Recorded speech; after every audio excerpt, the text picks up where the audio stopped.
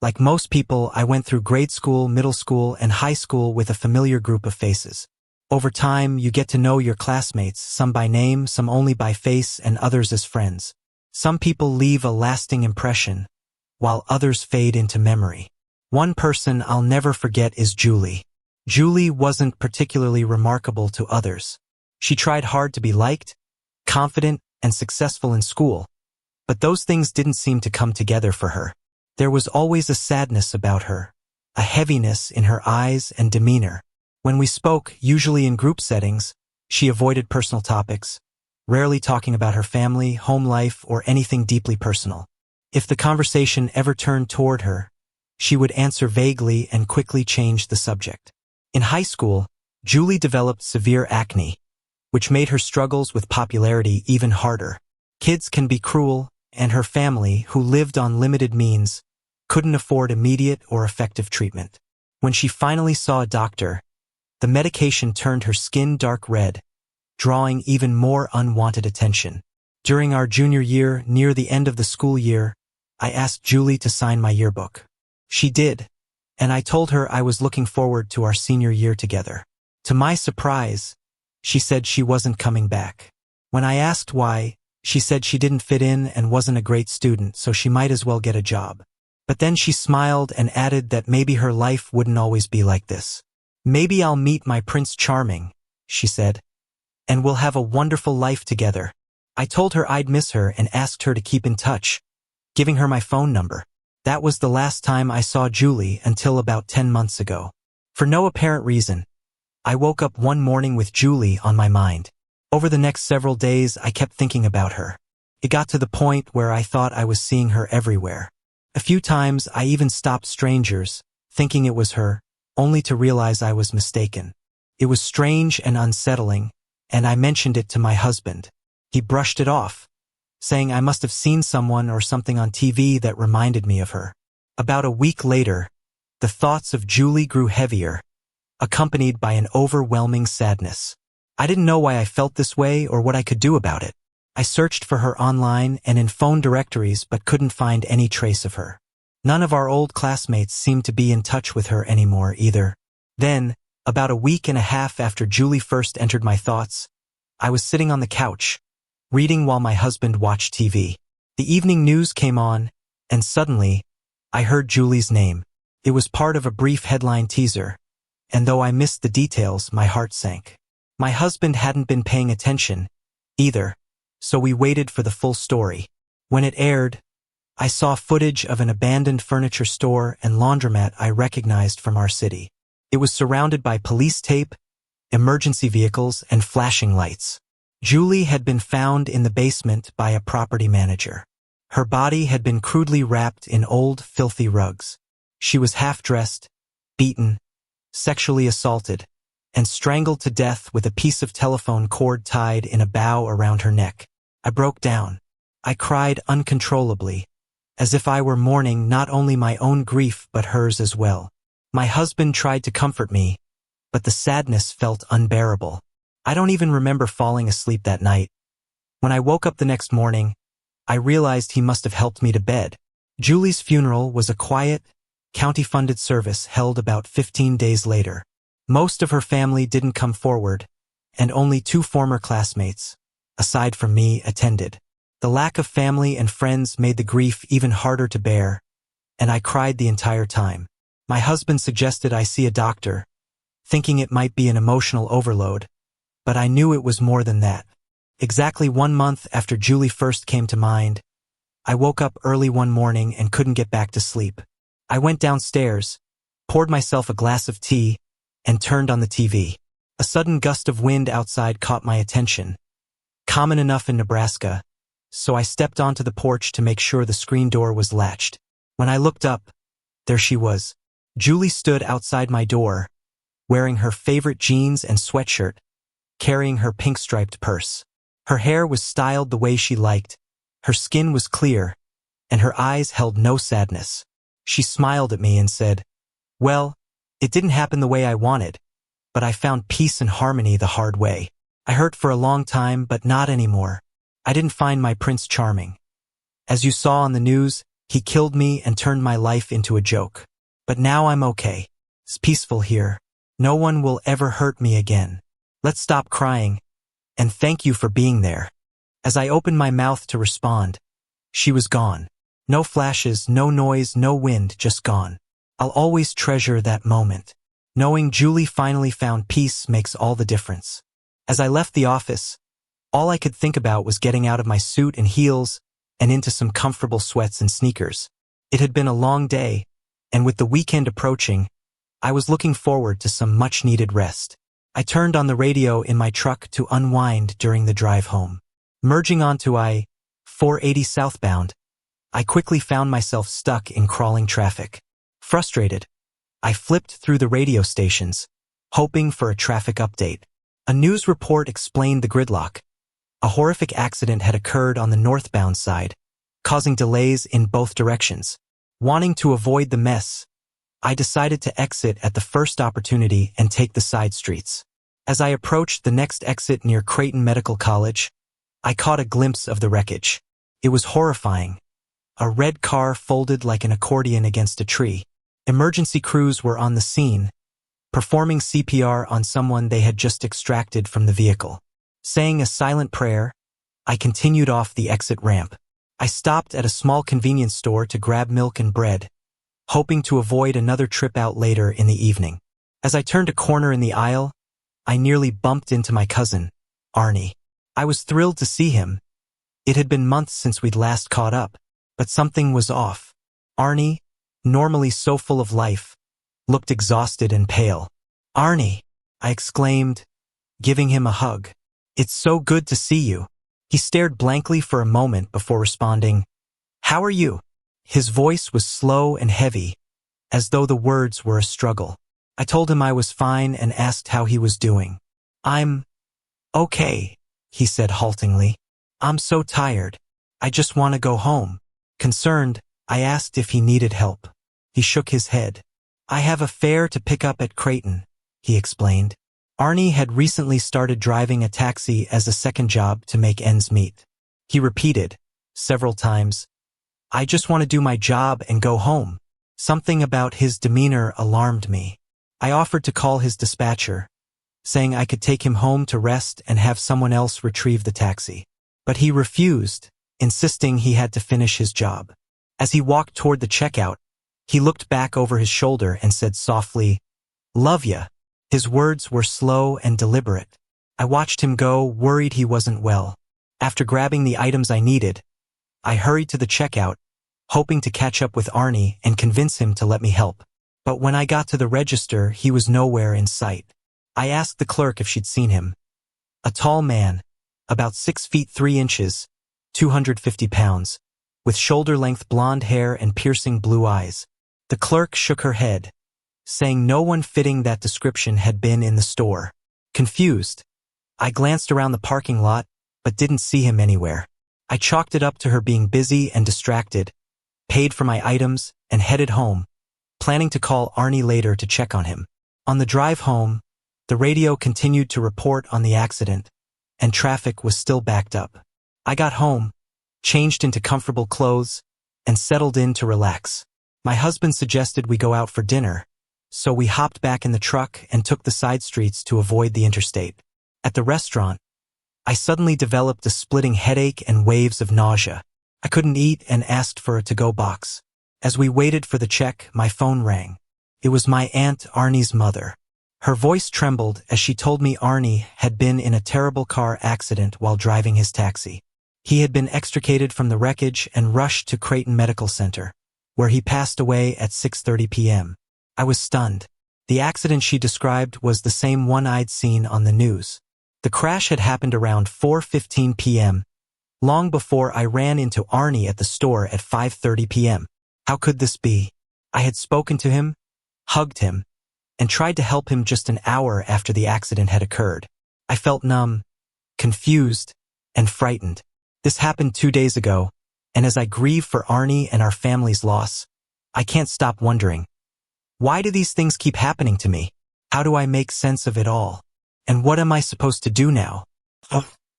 As a teenager, I was often called a flake or accused of making up stories whenever I shared my experiences. Over time, I learned to keep those occurrences to myself. Now, as an adult, I realized that what I experienced wasn't my imagination. Thankfully, I've also found a few trusted people, and this community, where I can share these moments openly. One occurrence that has stayed with me happened when I was 16. My grandfather, my rock, my anchor, and the best grandpa a girl could ever hope for, suffered a massive stroke. He'd worked hard his entire life and, one morning, woke up unable to speak. We rushed him to the ER where tests confirmed the stroke. Over the next 3 weeks, while hospitalized, he suffered several mini-strokes as well. Watching him decline was devastating. We had always been inseparable. To me, he was my hero and I was his angel.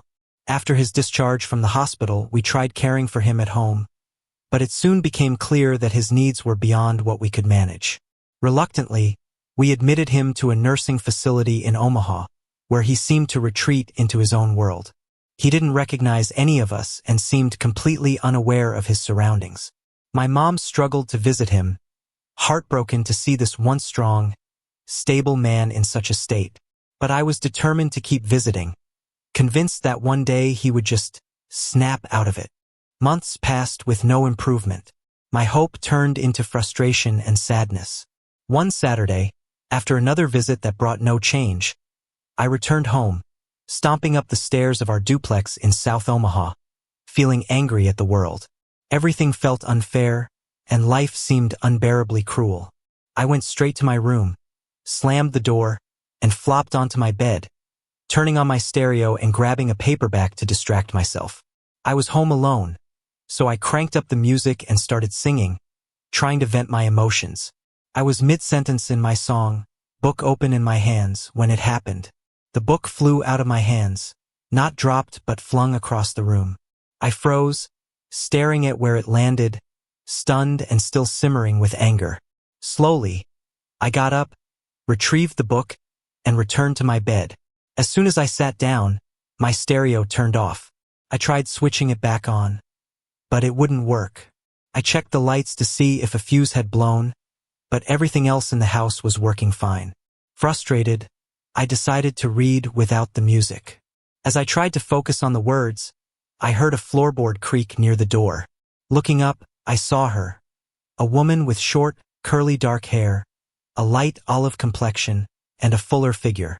She stood smiling at me. She looked familiar, but I couldn't place her. I was too shocked to speak. She looked directly at me and said, "Your grandpa did not mean for any of this to happen. He only wanted to work, stay happy, and care for his grandbabies.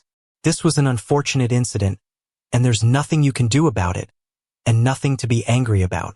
He's still around because his will doesn't allow him to do otherwise. So, knock it off. Tell him you love him, and get on with your life." She smiled again. As I looked down to gather my thoughts, ready to ask who she was and how she knew so much about my family, I looked back up, and she was gone. The door hadn't opened, and there was no other way in or out of the room. She had simply disappeared. A moment later, my stereo turned back on, resuming the song as if nothing had happened. I couldn't stop thinking about her words for the rest of the weekend. Sunday evening, as I walked through the hallway, I stopped to look at some family portraits on the wall. One photo caught my attention, a picture of my Aunt Linda as a young woman. Aunt Linda had died in childbirth when I was 7 years old. But there was no doubt. The woman who appeared in my room was Aunt Linda. I took her advice to heart. Though Grandpa never recovered, he lived a couple more years before finding peace. I continued to visit him regularly, my love and respect for him as unwavering as ever. To this day, my memories of him, and Aunt Linda's words, remain a source of strength and comfort. When I was a teenager, I had two best friends, Sherry and Beth. They were more like sisters to me. We did everything together and would do anything for each other. Sherry and I became inseparable after I moved back to Nebraska from Texas, and Beth and I had been close since kindergarten. We even shared the same name, which bonded us as kids. When we were around 14, we started playing with a Ouija board during sleepovers. It seemed like harmless fun at the time, just a silly game. Sherry had the board at her house, and we'd use it to ask questions about boys or other lighthearted things. It always amazed me how the board seemed to read my mind, spelling out the exact names I was thinking about. Beth, being a year older and braver, liked to ask crazier questions, which always made me a little nervous. We once asked the board who we were talking to, and it spelled out the name Yuri. That didn't bother us much, just part of the game. But things took a strange turn when we brought the board to my house. My dad, a deeply religious man, found it one day and was furious. He threw it into the trash, saying he didn't want that kind of thing in our home. That should have been the end of it, but a few weeks later, he stormed into the house yelling that he'd told me to keep it in the trash. The board was back, sitting on a table in the garage. None of us had moved it. Spooked, I returned it to Sherry's house and left it there. The last time we used the Ouija board was at a slumber party hosted by one of Beth's friends. Sherry wasn't there because she was at a dance, so I went to the party with Beth.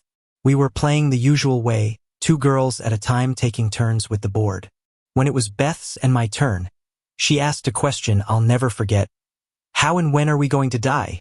I didn't even want to play, let alone ask such a terrifying question. The board responded that we would both die young. Beth, ever curious, pushed further and asked how. It said she would die in water. I was completely freaked out. When Sherry picked us up later, we told her about it and tried to laugh it off, but it left an unsettling impression. Fast forward 6 years. Beth and I had graduated, grown up, and drifted apart a little. We were still friends, just not as close. She had a baby, got married, and seemed happy. Then, one November day, a friend came to my house and asked me to sit down. She told me that Beth and her husband had been in a car accident. They'd hit a patch of black ice and lost control, colliding head-on with a truck. Both of them were killed instantly. Their infant daughter, in the back seat, survived thanks to her car seat. I was devastated. The news felt like a physical blow. I couldn't breathe, and my mind refused to accept it.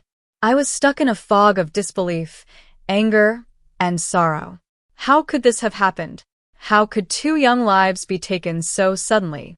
And then, like a haunting echo, I remembered that night with the Ouija board and its ominous prediction. She will die in water. Was it a coincidence?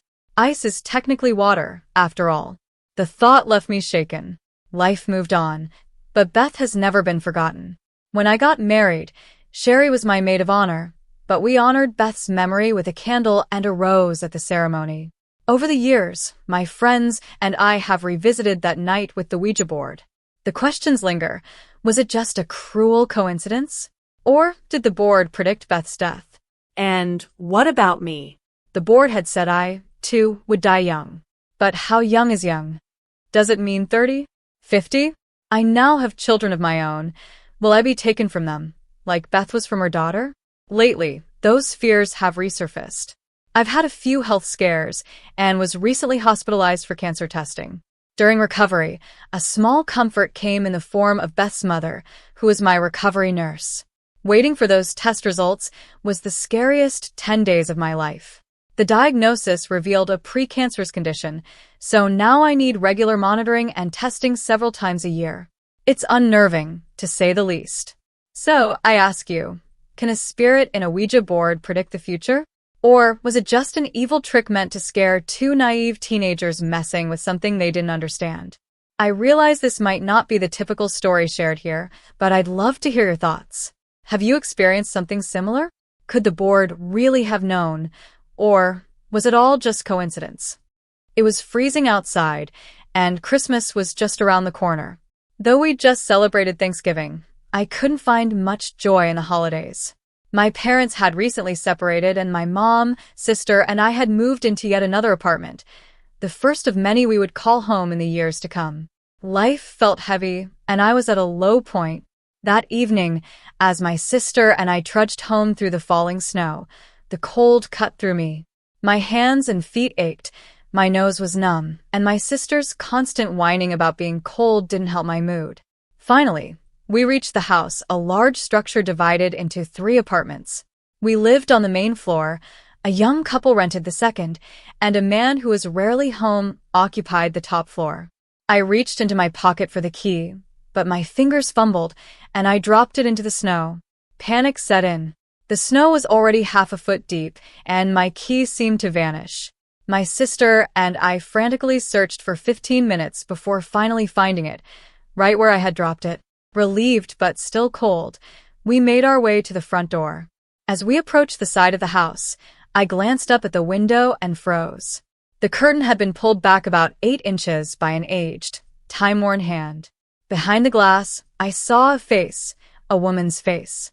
She was tall, impossibly tall, her head positioned where it would be 7 feet off the floor. Her steel-gray hair framed bright blue eyes, and her smile revealed sharp, pointed teeth. I couldn't look away. My sister, clinging to my arm, whispered urgently, "Kim, do you see that lady in the window?" "Who is she?" "I see her," I replied. "I don't know who she is, but we're going to find out." My sister begged me not to go to the door, tears welling up in her eyes. But with nowhere else to go, I told her to wait near the street. "If I don't come out or call for you, run to the neighbors and get help," I instructed. She reluctantly agreed, though I felt far less brave than I sounded. I walked toward the front door, glancing back at the window. The woman's face was gone, but the curtains swayed eerily as if someone had just left. My heart pounded as I unlocked the door and pushed. It wouldn't budge. I pushed harder, praying silently for warmth and safety. On the third try, the door finally gave way. The apartment was dim, lit only by the swaying curtains and the faint glow of Christmas tree lights. As I reached for the light switch, something cold and tingling wrapped around my hand. It felt like icy tree branches, and I jerked my hand back in terror. Gathering my courage, I reached out again and flipped the switch. The room lit up, and everything seemed normal, except the small Christmas tree on the table had fallen over, and its lights were on, even though I had unplugged it that morning. I searched the apartment, checking every room. It was small, so it didn't take long. Finding nothing, I called for my sister to come inside. She hurried in, and I locked the door behind her. As we removed our coats and boots, the Christmas tree lights began turning on and off. I checked the cord and fuse, but everything seemed fine. To be safe, I unplugged it. Even then, the lights continued to flicker. Hoping to distract my sister, I offered to make us a snack. We went into the kitchen, but as we entered, the back door flew open with a loud crash. Snow and icy wind poured in, coating the floor. I knew that door had been deadbolt, locked with a key we didn't even have. I ran to shut it and froze. Just beyond the threshold, I saw her again, the same woman from the window. She drifted across the back lot, moving backward but facing me. Her piercing blue eyes locked on mine. The unsettling grin with her pointed teeth never wavered. She floated about 30 feet away, then vanished into the snowy night. It was early New Year's Eve, and the twilight cast a dim glow over the snow-covered streets. The freezing cold seeped into everything, and the roads were dangerously icy. I sat by the apartment window, watching the snow fall, feeling weighed down by the season. The weather forecast droned on in the background, warning celebrators to be cautious as conditions would only worsen. I was already tired of winter, and it was only January. The apartment was quiet.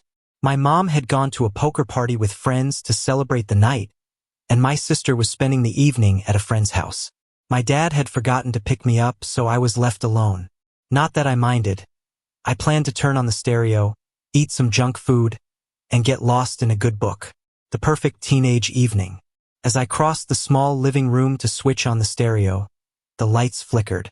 Normally, I would have blamed the weather, but this apartment had already seen too many strange occurrences for me to brush it off. I froze, my body trembling. I glanced around the room, trying to calm myself. It's just the storm, I told myself, but unease crept in anyway. To feel safer, I grabbed a few candles and a battery-operated radio from my room, along with my book, and set them on the coffee table. If the power went out, at least I'd be prepared. As I walked back into the living room, I saw it again, that hand. The same weathered hand I had seen weeks before. It curled around the corner of the wall, fingers brushing against it as if someone had just slipped into the living room. My heart stopped, and I stood frozen, unable to breathe. Then I heard it. Cold, echoing laughter. It seemed to come from all around me, as if carried on a speaker system. It wasn't loud, but it was chilling enough to send ice down my spine. I backed into my room, my eyes fixed on the corner where I had seen the hand. Shadows began moving across the wall. Shadows of someone walking in the living room. The only sound was a faint swishing, like fabric brushing against itself. I couldn't look away, too terrified to move. "Wake up, dummy," a voice in my head screamed. "Call someone." Still trembling, I backed toward the phone and dialed the first number that came to mind. A guy I had been casually dating. He answered on the fourth ring. "Please come and get me," I whispered. "Now." "Kim? Are you okay? Where are you?" he asked, concerned. "Home. Hurry," I managed to say before hanging up. The shadows were still moving, and the swishing noise continued. Then the laughter returned, cold and hollow, and I felt an icy chill pass through me. Suddenly, everything stopped. The air felt lighter, as if the oppressive weight had lifted. The shadows were gone, and the swishing sound disappeared. Moments later, headlights lit up the driveway, and I heard a car door slam. My friend was here. I ran to the door, flinging it open and rushing outside, barefoot and coatless. Tears streamed down my face as I hugged him, trying to explain what had happened. He calmed me down and ushered me back inside, saying he'd brought a couple of friends who were waiting in the car. I asked him to bring them in and stay a while to watch a movie or something. He agreed. As he stepped outside to get his friends, I went to my room to change into dry socks. Sitting on the bed, I rubbed my freezing feet. That's when I heard a faint scraping noise. Looking up, I saw her, the same figure from before.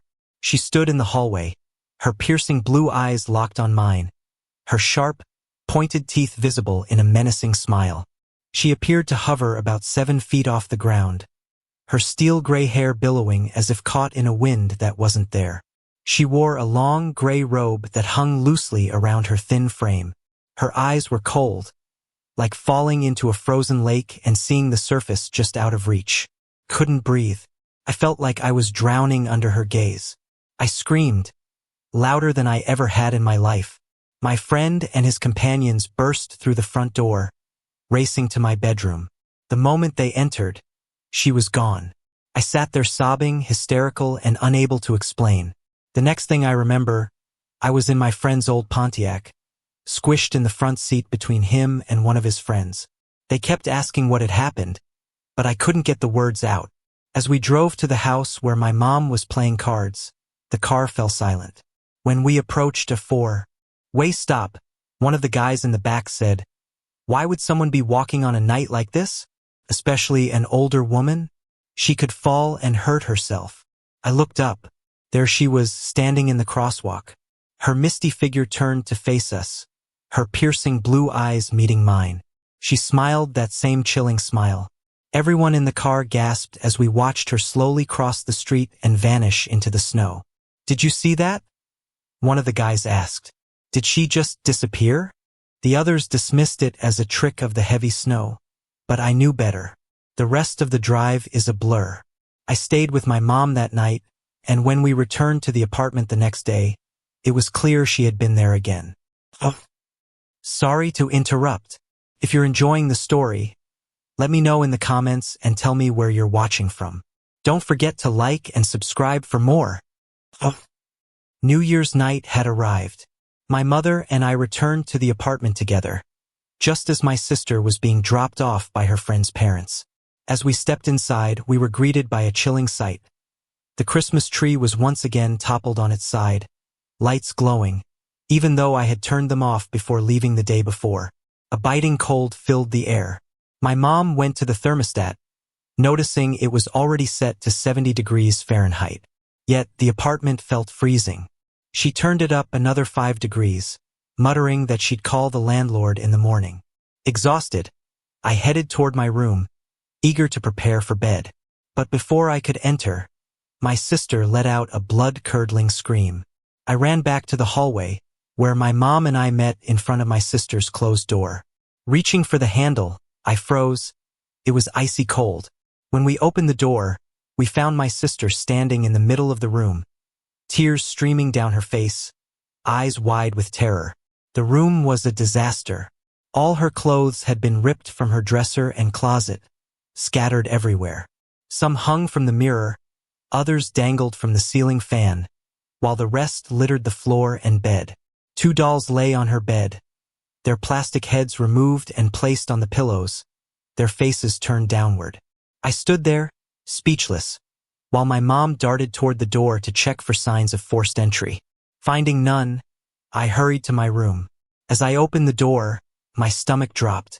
My room was in complete disarray too. Though I didn't own any dolls, my clothes were flung all over the place, and every single book on my shelf, over 100 paperbacks, was scattered on the floor, all face down. Not a single book had landed face up. Desperate for answers, the 3 of us went to my mom's room. Unlike ours, her room was almost untouched. The only thing out of place was her 2 heart-shaped pillows. One had my name stitched on it, and the other had my sister's. Both were lying upside down on the floor, side by side. For the first time, I saw true fear in my mom's eyes. She had been through so much in life, and nothing seemed to rattle her, until now. Determined, she announced she was going upstairs to ask the neighbors if they'd seen or heard anything unusual. My sister and I nodded numbly, still in shock. To reach the upstairs neighbors, Mom had to go outside, up the side stairs, and knock on their doors. As she left, I turned to my sister, who was still shaking and crying. I suggested we make some hot chocolate, watch TV, and sleep in my room together since I had a double bed. That seemed to calm her, and we made our way to the kitchen. I had just pulled out the cocoa and milk and was reaching for a pan when it started, the laughter. The same cold, echoing laughter I'd heard before.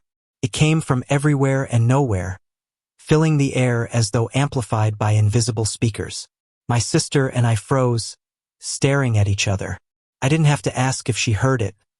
The look in her eyes told me everything. Without a word, we bolted for the front door. As we reached it, Mom was returning from outside. Behind her, about 20 feet away, I saw her, the gray woman.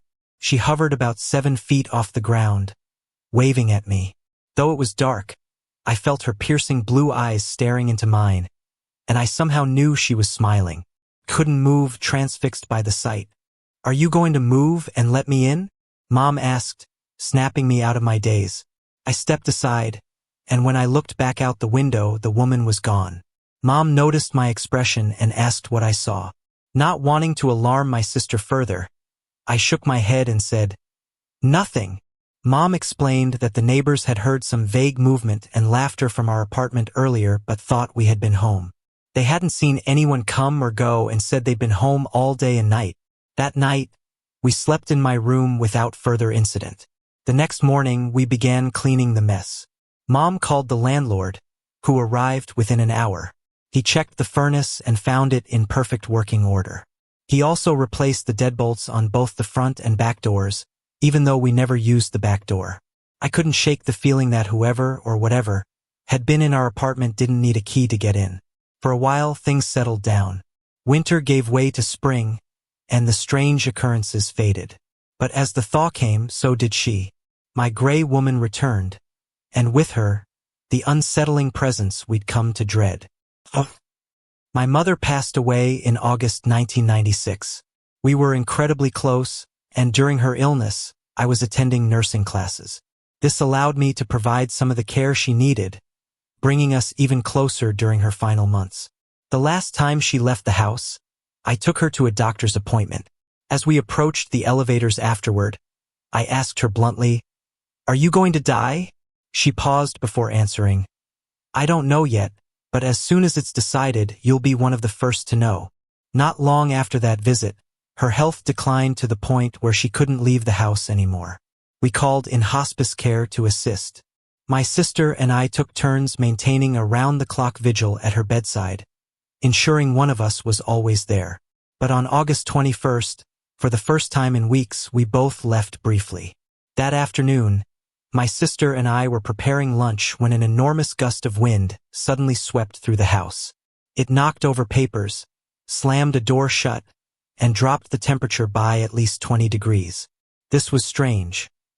August in Nebraska is hot and still, with no breezes, let alone such a sudden, chilling gust. We both froze, staring at each other in disbelief. Then panic set in and we ran to Mom's bedside. She was resting peacefully, unchanged. Shortly after, the hospice nurse arrived.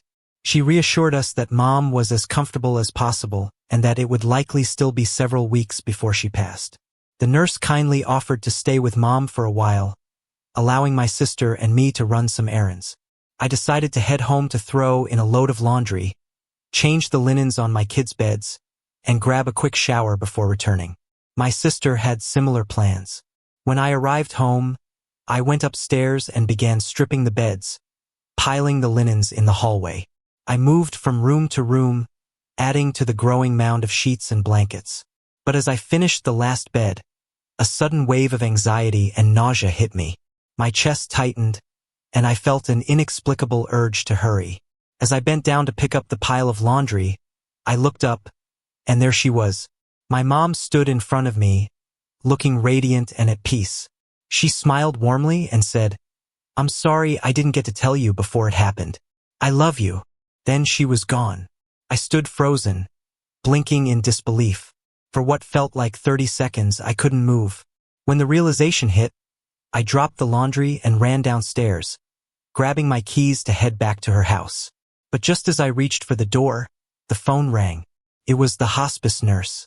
She gently told me to return immediately. Mom had just passed away. The real estate market has been tough, and the number of foreclosures is higher than ever, even in Nebraska. Unfortunately, this reality has touched our neighborhood as well. Our next-door neighbor, Mrs. McKenzie, moved into an assisted living facility about 5 years ago. She was a kind woman with a beautiful, large dog named Frank, who resembled a lion in his features but had the gentlest personality. Frank went to live with her son when she moved, but sadly, he passed away about a month later. Her family said he died of a broken heart, unable to bear being separated from her. Her house stood vacant for 2 years after she left. My family visited Mrs. McKenzie a few times, even having her over for dinner on occasion. However, her health began to decline rapidly, both physically and mentally. Eventually, she was transferred to a skilled nursing facility and could no longer recognize us when we visited. The one thing she consistently spoke about was Frank, her beloved companion. The Sunday before new neighbors moved into her house, we received the news that Mrs. McKenzie had passed away. We attended her visitation on Monday evening, just as the last of the moving boxes were being carried into the house by the new family. About a week later, I baked brownies to introduce myself to the new neighbors. The family consisted of a husband, wife, and 3 children. A 16-year-old, a 14-year-old, and a 4-year-old. They were warm and friendly, and I was glad to have them next door. A few days later, the husband, Mark, came to our door. After inviting him in, he asked if we knew whether anyone had ever died in the house. We told him we weren't aware of any deaths, but given that the house was built in the 1920s, it wasn't unlikely. Curious, I asked why he was asking. Mark explained that his family had noticed some strange occurrences since moving in, odd noises and items being moved. At first, he chalked it up to living with kids. What concerned him more was the sound of a dog barking. Every morning at 6 a.m., he heard barking near the back of the house. He wasn't sure if it came from inside or outside, so one morning he set an alarm. While he stood outside, his wife listened from inside.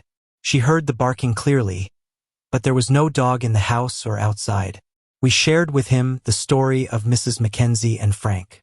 This seemed to ease his mind.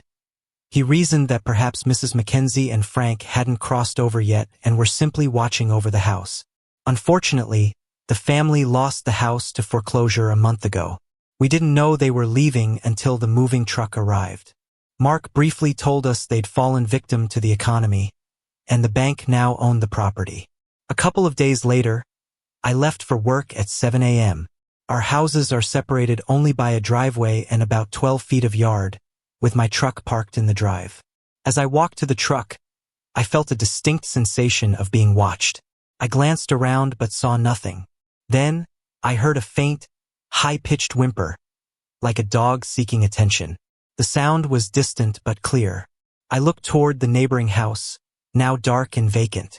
Suddenly, the front door slammed shut. Startled, I turned toward the sound, but everything appeared just as it had moments earlier, silent and empty. Shaking off my unease, I opened my truck door and placed my briefcase in the back seat. That's when I heard the dog again. Looking up, I saw a woman on the enclosed front porch of the vacant house. She was holding the leash of a large animal that resembled a wolf. Both the woman and the animal were staring directly at me. I blinked, and they were gone. My hands trembled as I climbed into the truck and locked the doors. I whispered a prayer, asking for protection. When I glanced back at the house, I saw something in the second-story window. A woman and a man standing side by side. The woman appeared to be in her 60s, with graying hair and a tall, thin frame.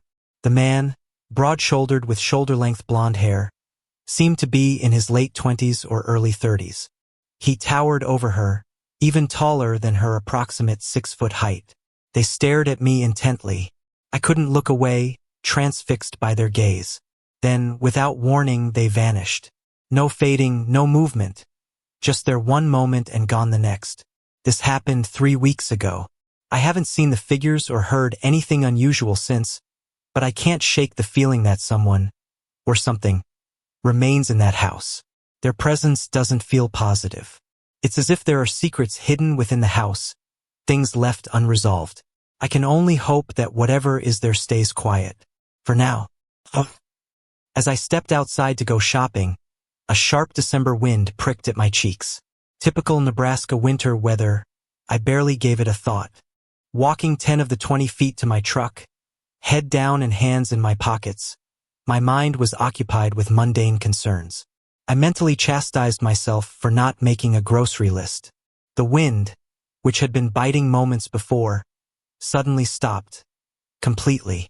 I looked up, confused, expecting to see something blocking the wind, but there was nothing.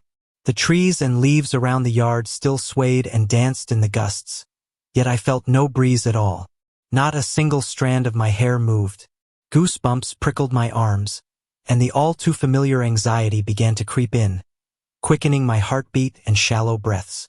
I wasn't alone. Frozen in place, I debated whether to keep going the remaining 10 feet to my truck or retreat back to the house and ask my husband to join me. That's when I heard it. A sharp, high-pitched cackle that seemed to echo from everywhere at once. Laugh wasn't quite the right word. It was cold, unnerving, and deeply unnatural. I'd heard this cackle before, too many times. It reminded me of the Gray Lady, but this voice was deeper, harsher. Instinctively, I glanced toward the vacant house next door. In the attic window stood a woman with long, dark hair. Her mouth was open, and it was clear the cackle was coming from her. Her eyes were pitch black, almond-shaped voids without any whites. Her straight hair hung down past her shoulders, and her arms hung motionless at her sides. She was wearing a red t-shirt and blue jeans, and a faint green light glowed behind her, backlighting her figure. I froze, my stomach churning with dread. Then I heard it, the faint barking of a dog, just like on those eerie mornings. That sound snapped me out of my stupor, and I turned and bolted back to the house. As I fumbled with the door, the wind kicked up again, fiercer than before, biting at my back as if it were chasing me inside. Once safely indoors, I asked my husband if he'd join me on the trip to the store to help carry the bags. He agreed without much thought, and we left the house about 5 minutes later. As I stepped outside again, I heard the cackle return, the same chilling laugh as before. My heart sank, but this time, it stopped as soon as my husband joined me and we started walking to the truck.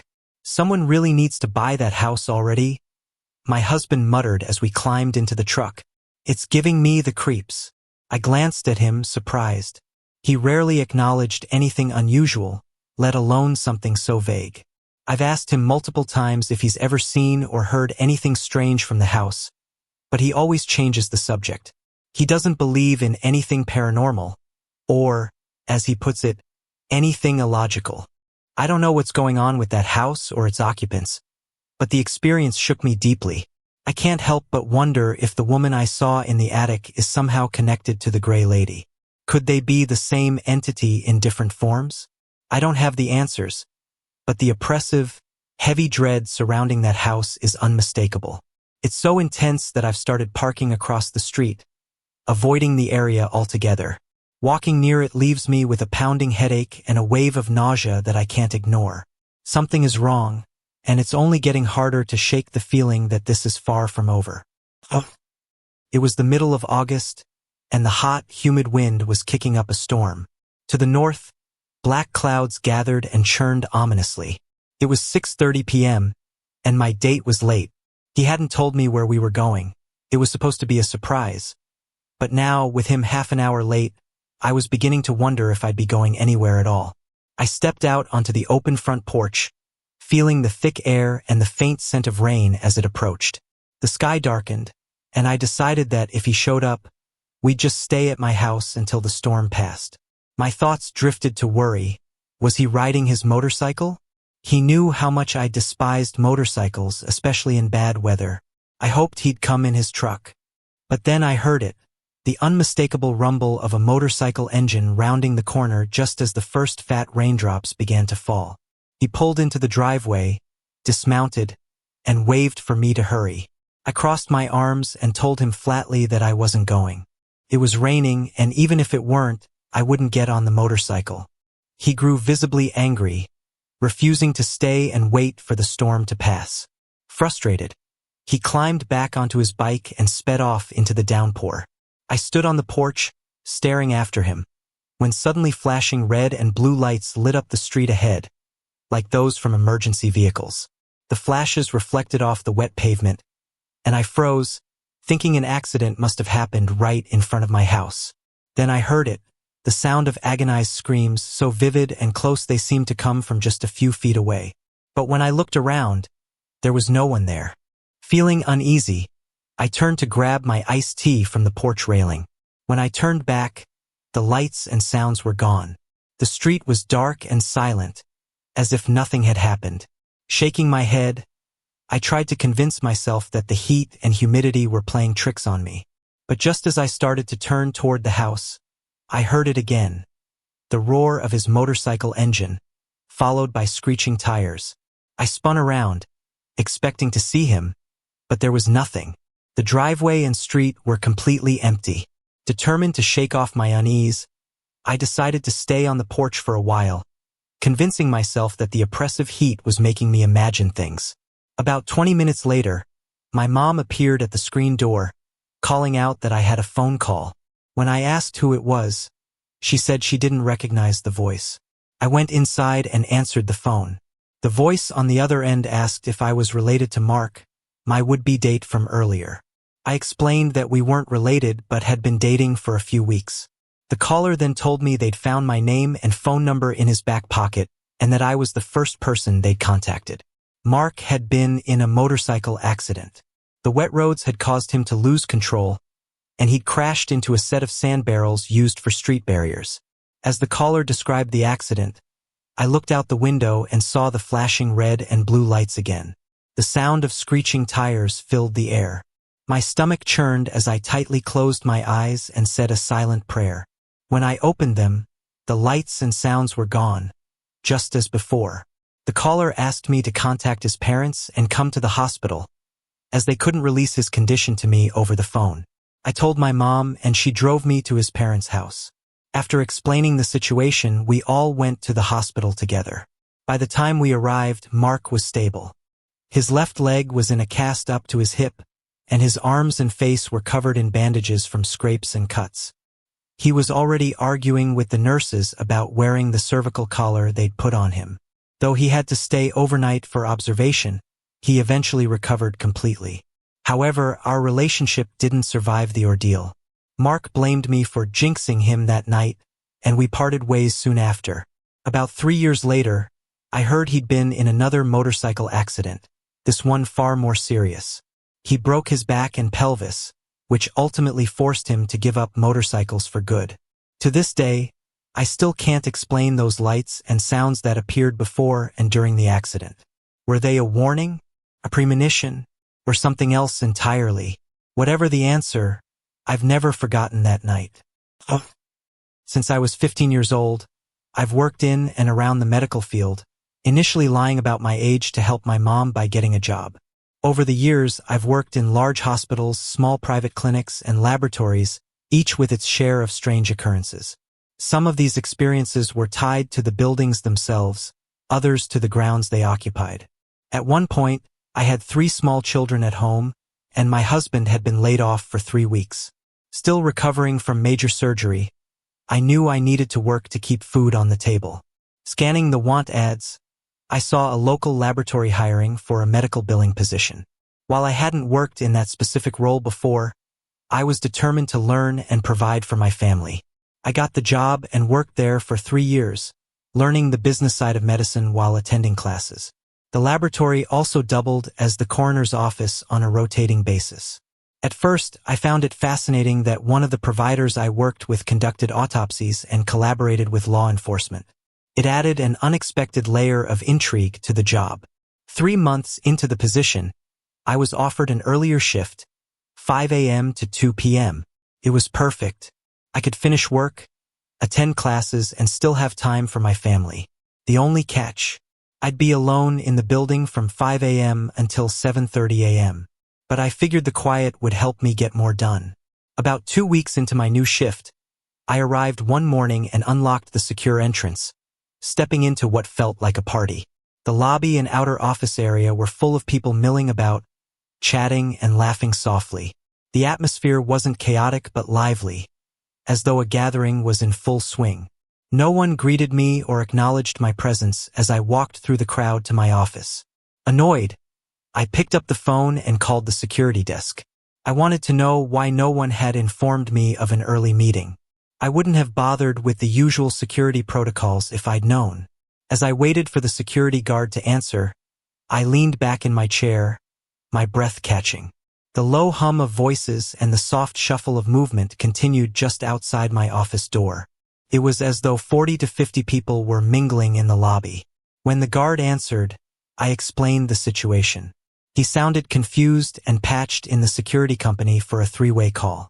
They assured me no one was supposed to be in the building that morning.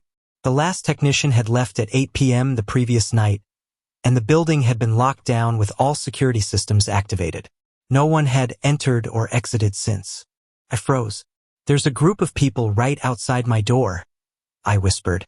They're talking, laughing. They've been here since I arrived. The security company pulled up the live camera feed while I listened. There's no one there, the technician said after a pause. The cameras show an empty lobby. I insisted they send someone immediately. Both the guard and the security technician tried to reassure me, but I could hear the doubt in their voices. One even joked, asking if I'd been out partying or using anything illicit. Shaking and near tears, I begged them to hurry. Turning slightly in my chair, I glanced toward the lobby. My stomach dropped. The crowd was still there, their movements clear as day. People of all ages and appearances walked by the door, some in casual clothes, others in formal attire.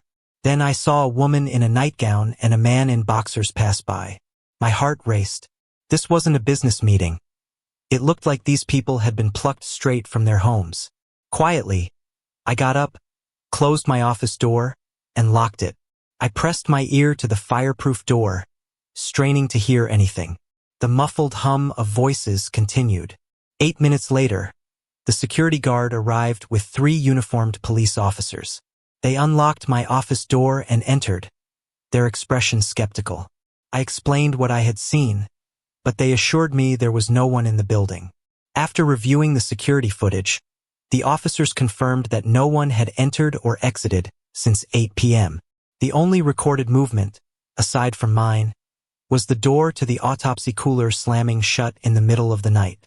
They brushed it off, blaming a faulty hinge. I was shaken. These were not imagined figures. They were as vivid as anyone I'd ever seen. And yet, the cameras had captured nothing. Over time, I came to understand that the building wasn't just inhabited by the living. The entities I saw that morning weren't the only ones lingering in the halls. The laboratory was more than a place of science. It was a space where the boundaries between worlds blurred. To this day, I can still picture the faces of the crowd outside my office. While I'll never forget the experience, I also learned to tread carefully in spaces where the past leaves such a heavy mark. As I approached the locked gate, the first hints of sunrise painted the horizon in a vibrant mix of blues, pinks, and purples. It was a peaceful moment, one of the few perks of working so early. The streets were quiet, and the soft, hushed tones of the morning felt almost calming. I swiped my keycard and punched in the gate code. The gate slid open slowly, creaking slightly as it moved. Turning the corner into the parking lot, the headlights of my car swept across the building, casting long shadows that seemed to dart and shift. I saw these shadows almost every morning. Sometimes I managed to convince myself they were tricks of light and angle.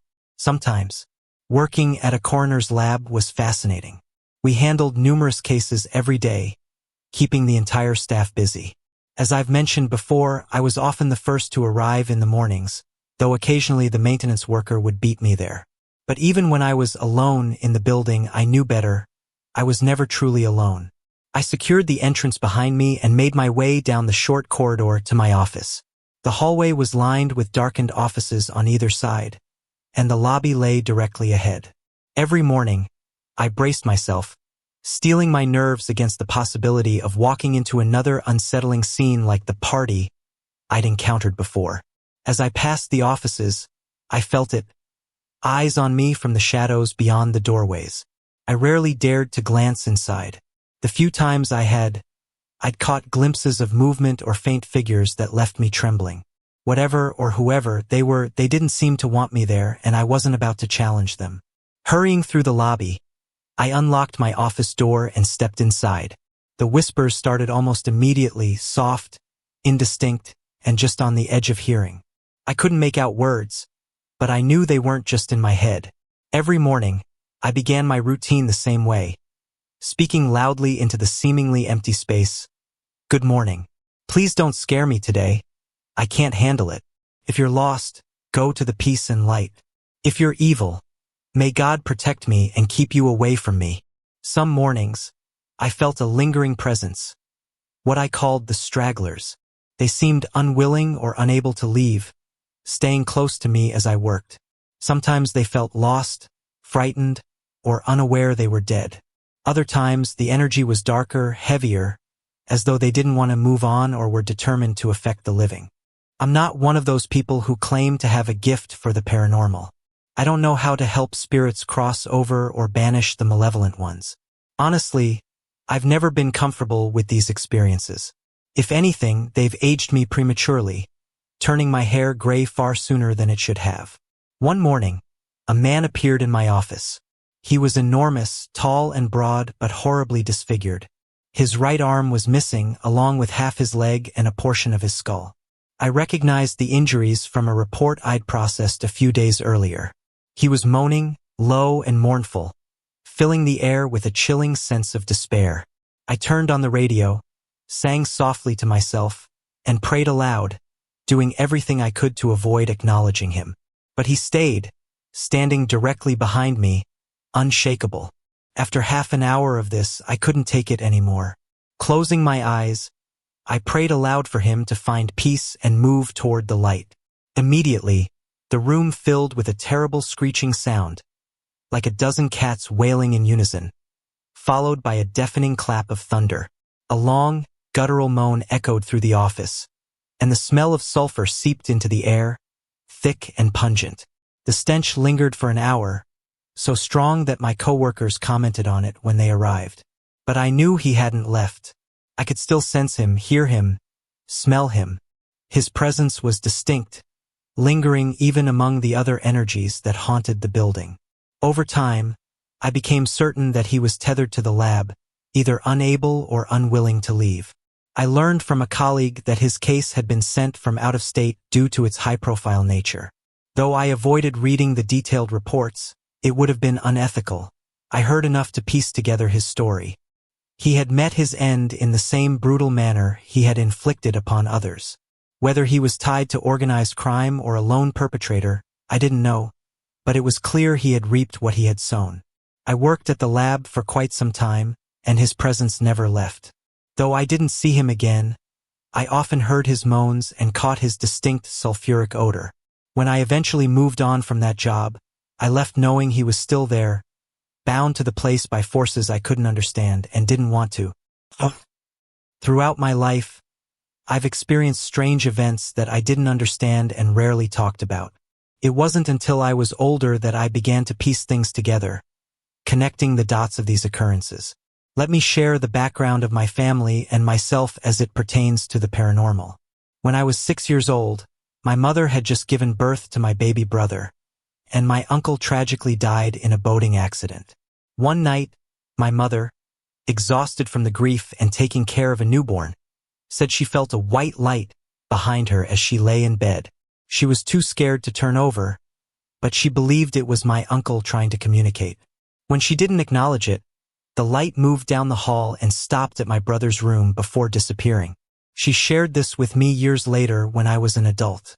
When I was 13, we moved back to my mother's hometown, a very old town near an Indian reservation, with houses dating back to the 1800s. The house we moved into was at least 100 years old, with no closets, lowered ceilings with fake tiles, and a wood-burning stove for heat. The house gave off a bad feeling, not just to me, but to my entire family. At night, my mother and aunt would hear voices, and I always felt an intense dread when reaching inside to turn on the lights, as though something might grab me. My grandparents lived just down the street. Sometimes, when it was just my grandpa and me at home, we'd hear noises upstairs, like someone walking around. He'd casually brush it off, saying, "It's just the old lady," as though it were nothing unusual.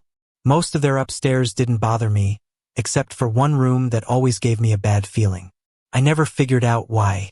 After 6 months, we moved into another 100-year-old house my family had owned for generations. This one didn't carry the same heavy atmosphere, and I loved it.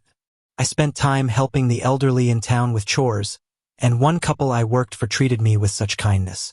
Then one night, I had a dream of flashing red lights and a crushing pain in my chest. I woke up terrified and ran to my mom, telling her something bad was going to happen, though I didn't know to whom. While we were in the kitchen, trying to calm me down, an ambulance sped past with its sirens blaring. Later, we learned that the elderly man I helped had passed away from a heart attack. I was devastated and didn't leave the house for a week. At 15, we moved back to the larger city where I had spent most of my childhood. I fell in with friends who enjoyed exploring graveyards and dabbling in the paranormal. I discovered that I sometimes had thoughts or impressions about people I'd never met when near certain places. My friends thought it was cool and suggested we use an Ouija board to communicate with spirits. Naively, I agreed. We used the board several times before anything happened.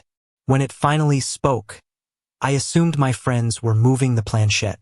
But soon after, strange things began happening in my room, where we had played with the board.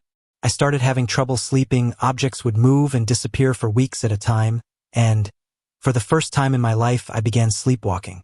My mother confirmed that I had never sleepwalked before, but now I would carry on full conversations with people while asleep, none of which I remembered. Around the same time, my friends and I decided to visit a supposedly haunted house. While there, I mockingly taunted the ghost, which was a huge mistake. For the first time, I felt a ghost physically touch me. The experience terrified me, and I decided I wanted nothing more to do with the paranormal. However, the paranormal wasn't done with me. When I turned 18, I moved out, got married, and left the unsettling events behind. At least I thought I had. My younger brother moved into my old room and began experiencing similar things. Hearing voices, seeing figures, and having vivid dreams that would later come true. When I was 6 months pregnant with my first child, my husband and I were woken one night by a gray figure standing in our doorway. It looked like a man, though it was blurry and indistinct. It stood there briefly, then turned and disappeared down the hall. My husband insists we must have been dreaming, But how do two people have the same dream? I've always wondered if it was my uncle visiting his namesake. But why gray? I thought white spirits were good, and black ones were evil. What does gray mean? When my second child was born, I saw the gray figure again in the hospital, standing over my newborn's crib. It didn't feel malevolent, but I never saw it again after that night. Later, when I moved back in with my mother for a time, my young son would cry if placed on the floor in her bedroom, saying monsters were trying to grab him. My older son would talk to an unseen presence, pointing to a picture of my late uncle, even though we hadn't told him who the man was. Years later, after many moves and countless strange occurrences, I now live in a house where my children believe a little girl spirit resides. She's harmless but active, moving toys, playing with my daughter's tea set, and sometimes waking us with her voice. My oldest son, who once saw her frequently, described her as dressed in prairie-style clothing, like something out of Little House on the Prairie. She has become part of our family in a way. But the darker presence in my middle son's room is another matter. He once woke from a nightmare to see a tall, pale figure looming over his bed. Its sickly white body seemed cloaked in the same eerie pale material. He also saw a crouching black shadow near the corner of his room and a fleeting gray figure above his feet. This left him terrified, and he refused to sleep in his room for weeks. I bought protective crystals and smudged the house, which seemed to help, but the feeling in that room remains heavy. Although things have mostly settled, I can't shake the worry that the darker presence could return. The little girl spirit remains playful and innocent, but the memories of the man-thing in my son's room still haunt me. I don't know what it was, what it wanted, or if it's truly gone. For now, we try to coexist peacefully, but I remain cautious. Some things may never fully leave. My name is Selena, and I'm 16 years old. I live in Alma, Nebraska, in one of the older houses that seem to hold a lot of history. I want to share some of my experiences in the hope that someone can help me make sense of them. While nothing extremely bad has happened to me here, the unsettling feelings and strange occurrences leave me uneasy. If there were truly good entities here, apart from my guardian angel, I don't think I'd be experiencing these things. My first encounter with the paranormal happened when I was about 4 or 5 years old. I was playing on my great-grandparents' stationary bike in their basement. The TV was in front of me, facing the south wall, but I was turned toward the west wall, struggling to see it. When my legs got tired, I decided to get off the bike. As I turned toward the hide-a-bed, ready to sit on it, I saw something that made me freeze. My little bag, which had been on the couch, was suddenly in midair. Then it dropped to the floor right in front of the couch. Like the naive child I was, I walked over, picked it up, and put it back where it was. Only then did fear kick in, and I ran upstairs as fast as I could, shaken but too scared to say anything to anyone. Years later, when I was 14 or 15, stranger things began to happen, and I need help understanding what kind of haunting this could be. There were nights when I would hear breathing right by my ear. Once, I even felt as though my leg was paralyzed. I couldn't move it no matter how hard I tried. Each time these things happened, I sang "Jesus Loves Me" or another religious song in my head, which seemed to help. Eventually, the occurrences stopped, but they always seemed to happen around 3 a.m., which made the experiences even more frightening. During that time, I refused to sleep in my room downstairs. The first night I stayed there, something shook my door violently in the middle of the night. Although it never happened again, the memory was enough to keep me sleeping upstairs on the couch for a long time. Even now, after moving back to my bedroom, I always keep the door open. You'd think I'd feel safer with it closed, but I don't. The demonic presence, or whatever it is, has been quiet lately, but I still sense it. I feel its presence in the form of bad energy, especially when I'm alone in the house. I've always believed that entities like this are not the spirits of the dead but demons trying to manipulate us, drawing us away from the light. It would honestly feel less terrifying if I believed it was the spirits of my late great-grandparents, whom I miss dearly. They were the best I could have ever asked for. But I don't think any of the dead inhabit this house. Since moving from Southern California to Nebraska at 14, the strange events have intensified.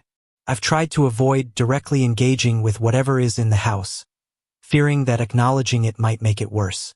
I won't talk to it, and I need to figure out how to banish it completely, permanently, so the house feels safe and free of bad energy again.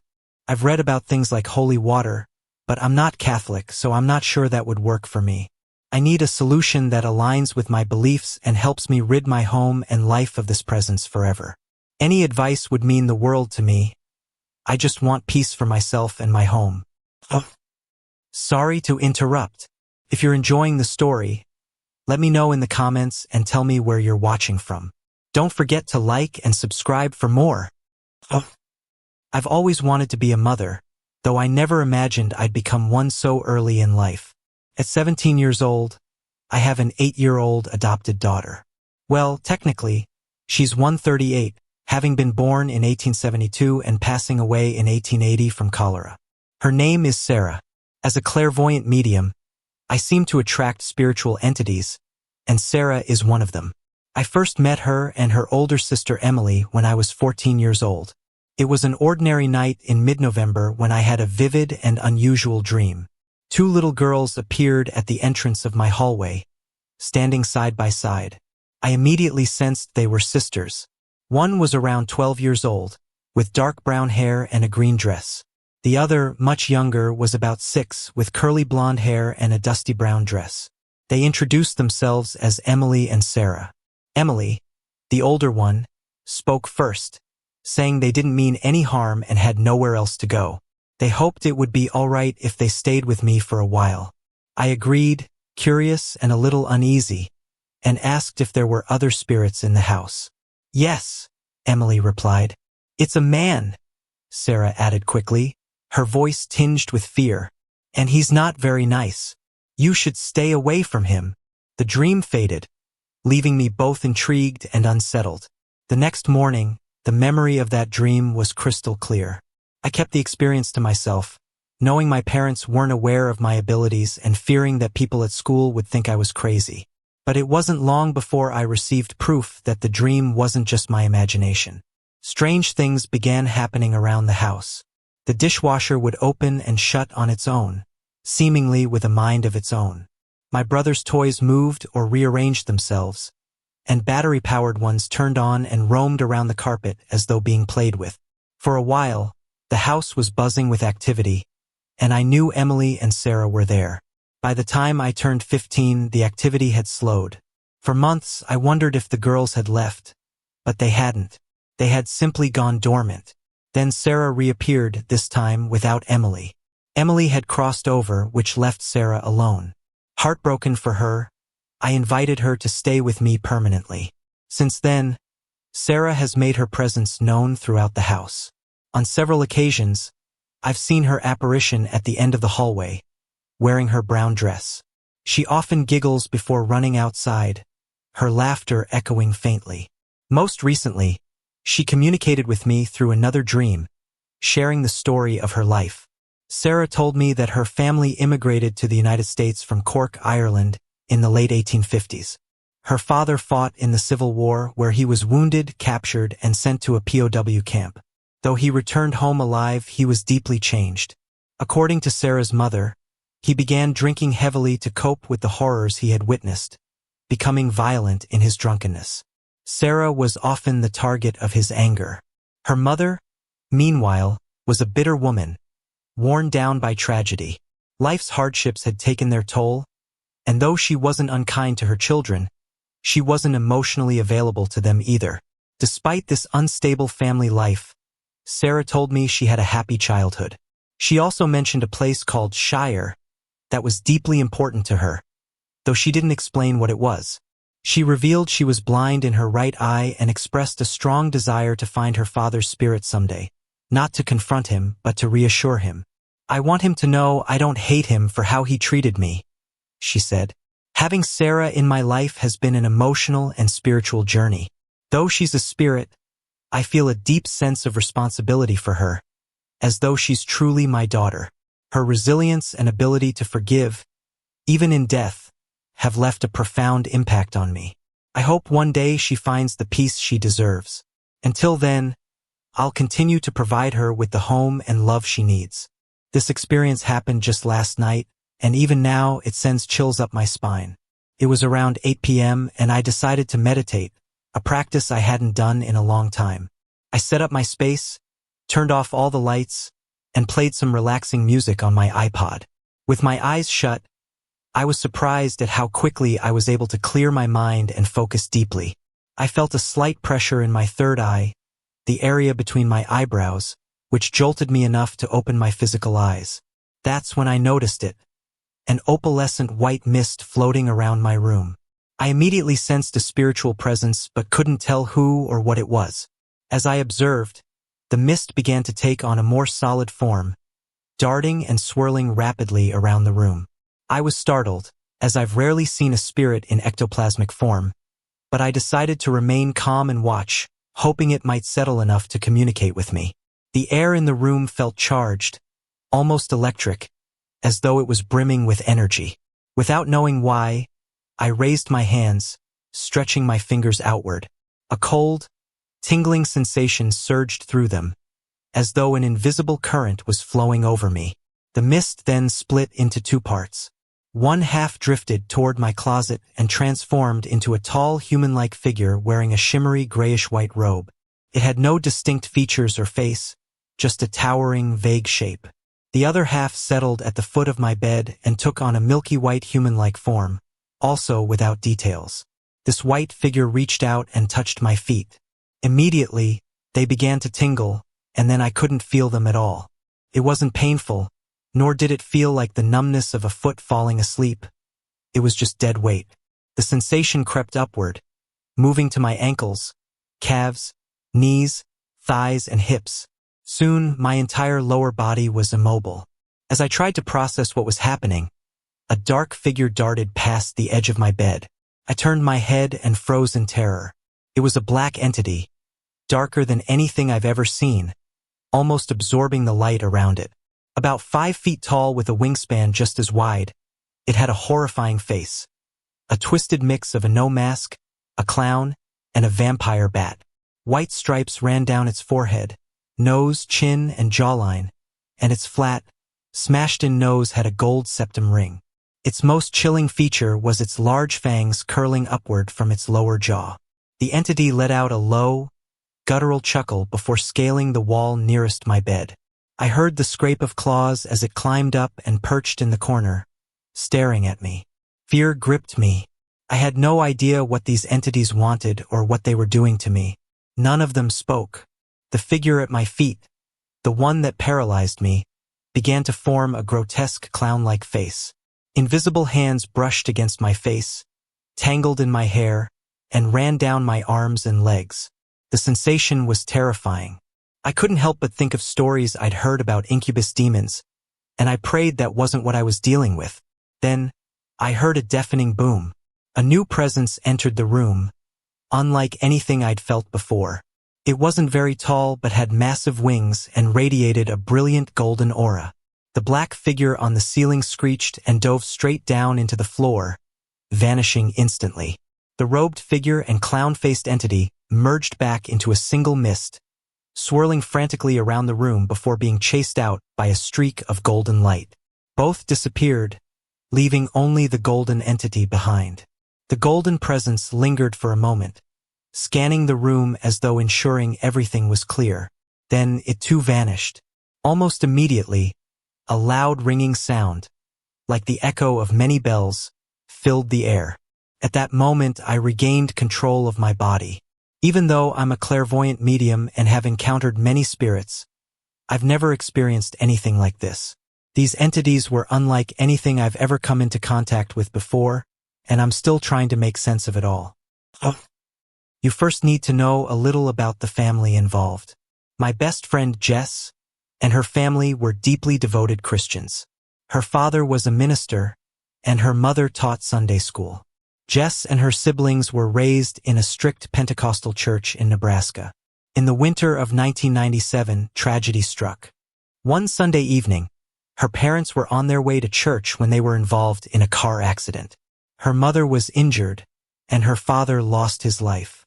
After his death, the family drifted away from their faith. Her mother fell into a rebellious lifestyle filled with drugs, alcohol, and chaos. Eventually, she decided to move to a new house across town, leaving behind the one she and her husband had bought years before. After the move, Jess's siblings moved out, leaving her alone with her mother. Fast forward about 5.5 years to 2003. I was at Jess's house, waiting for her to finish getting ready. I was alone on the main floor. The kitchen and living room were separated by a two-sided electric fireplace. It was midsummer, scorching hot, and the house had an eerie stillness. I had always felt uneasy there, as though someone was watching me. I chalked it up to the many floor-to-ceiling windows that opened into the dense forest surrounding the house. While in the kitchen, the electric fireplace suddenly turned on. Startled, I walked over to turn it off. But when I reached for the switch, I felt an invisible force grab my hand and hold it tightly against my side. A cold breeze swept past me, and then I felt something, a presence, communicating with me. Though I couldn't hear words, I knew it was Jess's father, warning me to get Jess and leave the house immediately. The message was clear. Something evil was in the home. Terrified, I yelled for Jess. We ran out of the house, not looking back. Once we were safely in the car, I told her what had happened, half expecting her to think I was crazy. Instead, she admitted she'd been seeing images of her father throughout the house. Sometimes, his presence brought her peace, but other times, it frightened her. Together, we prayed for peace in the home. About 6 months later, the incident was mostly forgotten. Nothing unusual had happened since, and life had returned to normal. One evening, Jess's mom was out of town, and I was staying at their house. Jess didn't have her car, so I had driven her to work. After dropping her off, I realized I'd left my phone in the house. I went back, entering through the garage and into the kitchen. As soon as I stepped inside, a wave of unease washed over me. The familiar sensation of being watched returned. I remembered leaving my phone on the kitchen counter, but it wasn't there. I used the home phone to call it and heard the ringing coming from Jess's mother's bedroom on the same floor. I walked through the living room to her mother's closed bedroom door. As I reached for the doorknob, I felt heat on my back. I turned to see the fireplace on again. When I turned back to the bedroom door and opened it, I was face to face with what looked like Jess's father. He appeared as real as he had in life, but something was off. His presence felt heavy, menacing. He smiled at me, not warmly, but with a sinister, chilling grin. He stepped back as if inviting me into the room, but an inner voice screamed at me not to go inside. I stood frozen, staring into his eyes, knowing this wasn't Jess's father. This was something else, something evil. I began to pray, calling on the power of Jesus to banish the entity. As I prayed, the figure grew angrier. The room erupted with chaos. The bed shook violently, books flew from shelves, and the lights flickered erratically. The entity started moving toward me, its presence suffocating. My fear peaked, but I stood firm and repeated, "You are not Tim.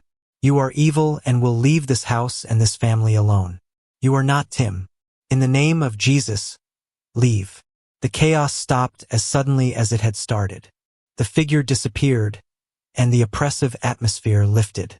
I felt calm and safe for the first time since entering the house.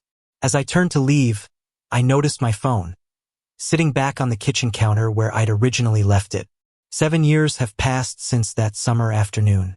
While some strange things still happen, doors slamming, lights turning on, fleeting shadows, nothing has ever come close to that encounter.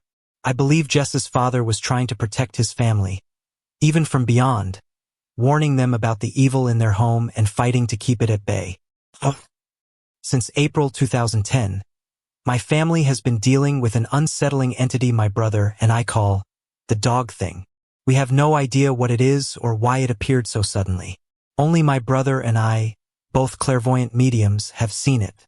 Our mom, who has minor sensitivity to the supernatural, has felt its presence but hasn't seen it, and our dad, who has no abilities, remains unaware of it entirely. This entity just appeared out of nowhere one day and hasn't really left since. My brother John was the first to encounter it. One afternoon after school, he was home alone playing computer games when he noticed a black figure standing in the hallway. It was around 6.5 feet tall and looked like a dog standing on two legs. Its glowing yellow eyes, large ears, and long snout were intimidating, and from the chest down, it resembled a muscular man. Its lower body and legs, however, were entirely canine. The creature just stood there, staring at John for what felt like an eternity, before calmly walking through the wall into my room. John was understandably terrified. After that, we began to notice a dramatic shift in the energy in our bedrooms. John refused to stay home alone, always feeling like he was being watched or stalked. My room became heavy and oppressive, as though the air itself was weighing me down. No matter how much I slept, I woke up feeling exhausted, as if the house itself was draining my energy. For weeks, John kept telling me about his sightings of the dog thing, in his room, the hallway, the living room, even the kitchen. It always appeared when he was alone, and his fear was genuine. He avoided being in the house by himself and could barely bring himself to sleep in his room. Then one day I saw it too. I was alone at home, putting on makeup, when I suddenly felt the urge to look into the hallway. I turned just in time to see a black, wolf-like dog trotting past me and vanishing into my brother's room. At first, I wasn't frightened. Our childhood dog, a German shepherd, was old and nearing the end of his life. I thought maybe his soul was projecting. But then I realized something was off. This apparition was pitch black, not the glowing white aura usually associated with souls close to passing. John later confirmed that this was the same dog thing he had been seeing. A month later, I had a second encounter. This time, the dog thing was standing in the middle of John's room. It saw me and immediately went into a defensive stance. Its ears flattened, its hackles raised, and it growled fiercely, baring long, sharp canine teeth. I froze, and after a few moments, it vanished into smoke. The last time I saw the dog thing was in early September. I was alone, cleaning my room, when I suddenly felt its energy. It was overwhelming and toxic, emanating from my brother's room just 15 feet away. I felt physically sick. My stomach hurt, my legs grew weak, and my thoughts became sluggish and painful. It drained every ounce of my energy. Despite my fear, I forced myself to stand in John's room and confront it. With all the strength I could summon, I ordered it to leave, declaring that its presence was no longer welcome. To my surprise, there was peace.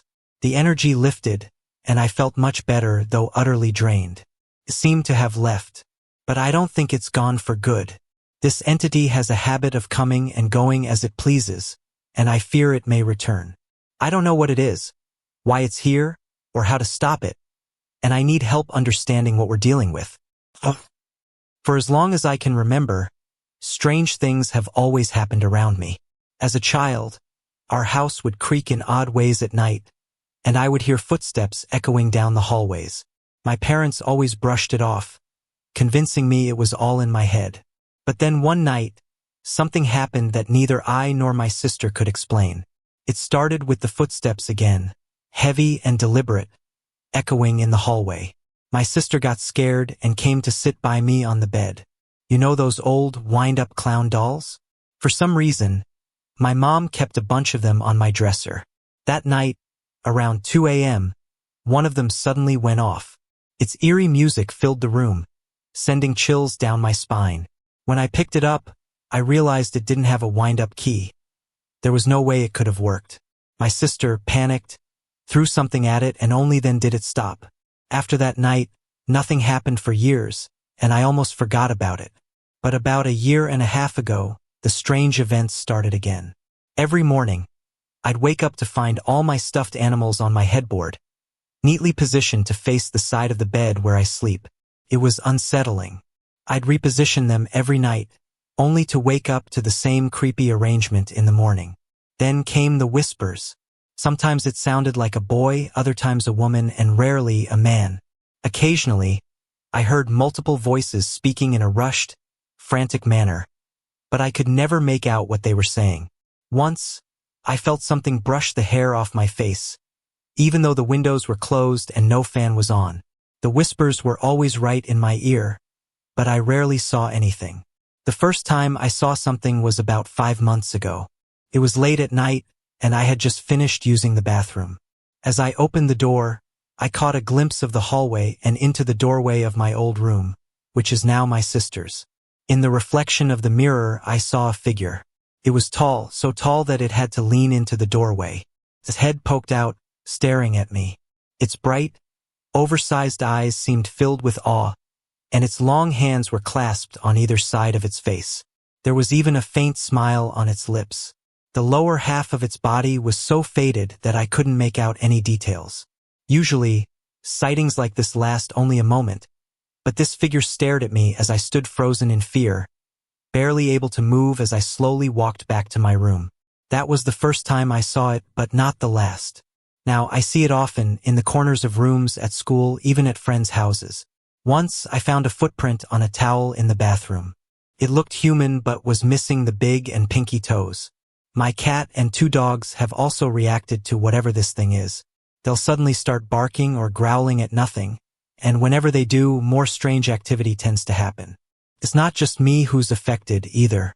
A couple of months ago, my sister came home early from school and heard noises coming from my room, even though no one else was home. She yelled for whatever it was to leave, and she heard scuffling on the carpet, almost like it was running toward her. She says she was pushed onto the couch. Days later, we went swimming, and while she was showering afterward, I noticed 3 long scratches running from her knee to her ankle. She hadn't even realized they were there until I pointed them out. These days, the whispers and slight touches have become part of my normal. I've learned to live with it, but I can't help but wonder, what is this thing? What does it want? And will it ever go away? Up until last fall, my family and I didn't believe in ghosts, spirits, or anything paranormal. That all changed after we moved into an old condominium and started making some changes to it. At first, everything seemed fine, but as time went on, we began to feel uncomfortable and irritable. We ignored it for a month or 2 because we hadn't seen or heard anything concrete, at least not yet. About 3 months after we finished painting and renovations, I had to go to the hospital for a minor surgery. When I was well enough to come home, I slept on the couch for 2 weeks while on heavy medication. One day, as I lay there, I saw something in the dining room, a dark figure striding through. It was just a shadow, but it was clear enough to terrify me. I panicked and called for my mom. She went upstairs to check on her boyfriend's son, thinking it might have been him. Our upstairs overlooks the downstairs, so I watched her as she knocked on his door. But then something by the stairs caught my eye. I turned to look, and immediately started screaming. There was a little boy standing there. He wore dark overalls and had blonde hair that hung over his eyes. But his eyes weren't normal. They were completely black with dark circles around them. He stared at me for what felt like an eternity, though it was probably only a few seconds. Long enough, though, for me to get a clear look at him. Then, as my mom turned around, he vanished. My mom tried to convince me it was just the medication causing hallucinations, but I knew what I saw. The following day, I ended up back in the hospital for severe dehydration and migraines. The doctor also suggested my dehydration might have caused me to hallucinate. Still, what happened felt too real. While I was in the hospital, my mom went home briefly and returned looking pale as a ghost. When I asked her what was wrong, she apologized for blaming my medication. She admitted that during our first week in the condo, she woke up in the middle of the night and reached for the glass of water on her bedside table. The cup wasn't where she'd left it. She searched for it, and when she looked back, it was suddenly right there, so close to her face that it startled her. After those incidents, things calmed down for a while, and we thought whatever it was had gone. We started feeling comfortable again. But at the start of the new year, the activity began again. We often hear footsteps upstairs when no one is home. One morning, as I was getting ready for school, I made my bed and set my phone and the remote control side by side at the edge of it. I sat on the floor to tie my shoes, but when I reached for my phone, it wasn't there. Frantically, I looked around and then back at the bed, only to find it sitting where I'd left it, upside down. I know exactly how I'd placed it because I have OCD, and small details like that don't slip past me. More recently, my mom had her own unsettling experience. She was home alone with her boyfriend, James, and felt fine until he fell asleep on the couch. She started feeling as though someone was standing in the dining room, watching her. Moments later, she heard the cupboards in the kitchen opening and closing, followed by the sound of dishes rattling in the sink. She got up, expecting to see a mouse or something else scurrying around, but the noises stopped abruptly. Trying to calm herself, she locked the door and went back to the couch.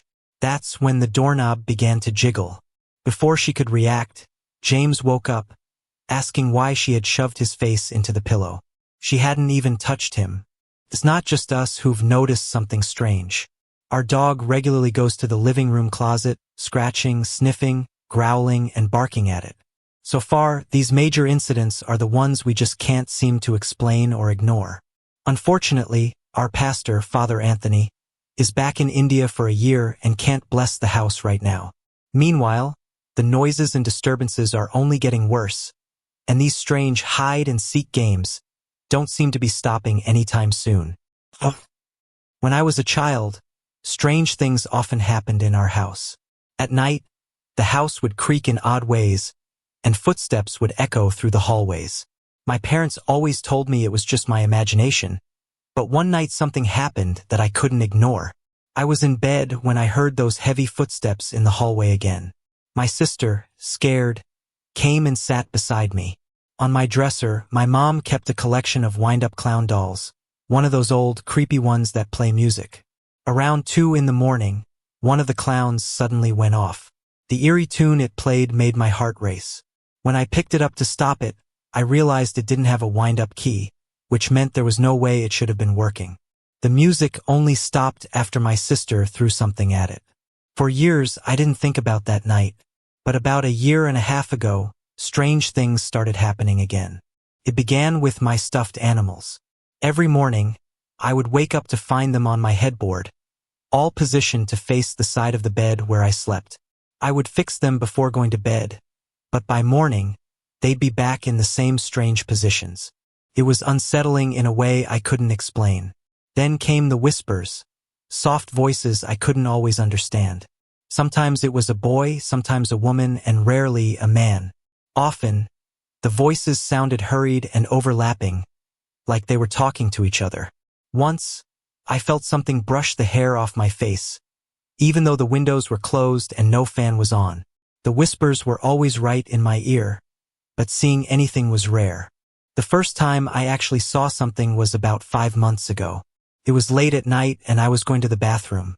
After finishing, I opened the door, and as I looked into the bathroom mirror, I could see the reflection of the doorway to my sister's room. Standing there was a figure. It was tall, so tall that its head leaned into the doorway. Its bright, wide eyes stared at me with an expression of awe. Its long hands were clasped on either side of its face, and there was a small smile on its lips. The lower half of its torso was so faded I couldn't make out any details. Most sightings last only a few seconds, but I watched this figure as I slowly, almost paralyzed, walked back to my room. That was the first time I saw it, but not the last. Since then, I've seen it in the corners of rooms, at school, and even at friends' houses. One time, I found a footprint on a towel in the bathroom. It looked human but was missing the big and pinky toes. My cat and dogs often bark or growl at nothing, and whenever they do, strange activity seems to pick up around the house. It's not just me who's been affected. About 2 months ago, my sister came home early from school. She heard noises in my room, even though no one was home. She yelled for it to go away, but then heard scuffling on the carpet, as if it was running straight toward her. She says she was pushed onto the couch. A few days later, after we went swimming, I noticed 3 long scratches running from her knee to her ankle. She hadn't even felt them until I pointed them out. Now, whispers and light touches have become part of the norm in our home. It hasn't gone away, and I don't know what it wants or if it ever will. I'm sharing this story because I need to understand, what is this thing, what is it capable of, and will it ever leave us alone? From the whispers to the scratching sounds, everything people associate with hauntings has been happening to me. But for me, it all started when I was a child.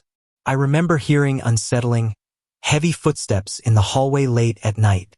One time, I was woken up by music. It was coming from one of my mom's creepy wind-up clown dolls sitting on my dresser. When I went to turn it off, I realized it didn't even have a key. There was no way it should have been working. As a kid, I was constantly scared, but my parents always dismissed it as just the pipes or my imagination. Now that I'm almost 16, I've grown more independent, even questioning the Baptist beliefs I was raised with. I'm not sure what I believe anymore, but since I've started thinking for myself, things at home have escalated. When these events happen, I turn to writing, hoping to make sense of it all. The first big incident happened when I was sitting with my sister in the living room one night. We were talking, no TV, no open windows. Suddenly, she leaned over and asked, "What's that noise?" We both listened and realized it was coming from the bathroom. When we checked, we saw that all the cabinet doors were wide open. As soon as I entered the room, the noise stopped. Later that night, I saw something. 2 black legs ran down the hallway, human-like but strange. They stopped at the end of the hall, facing where I was sitting, and then disappeared after a minute.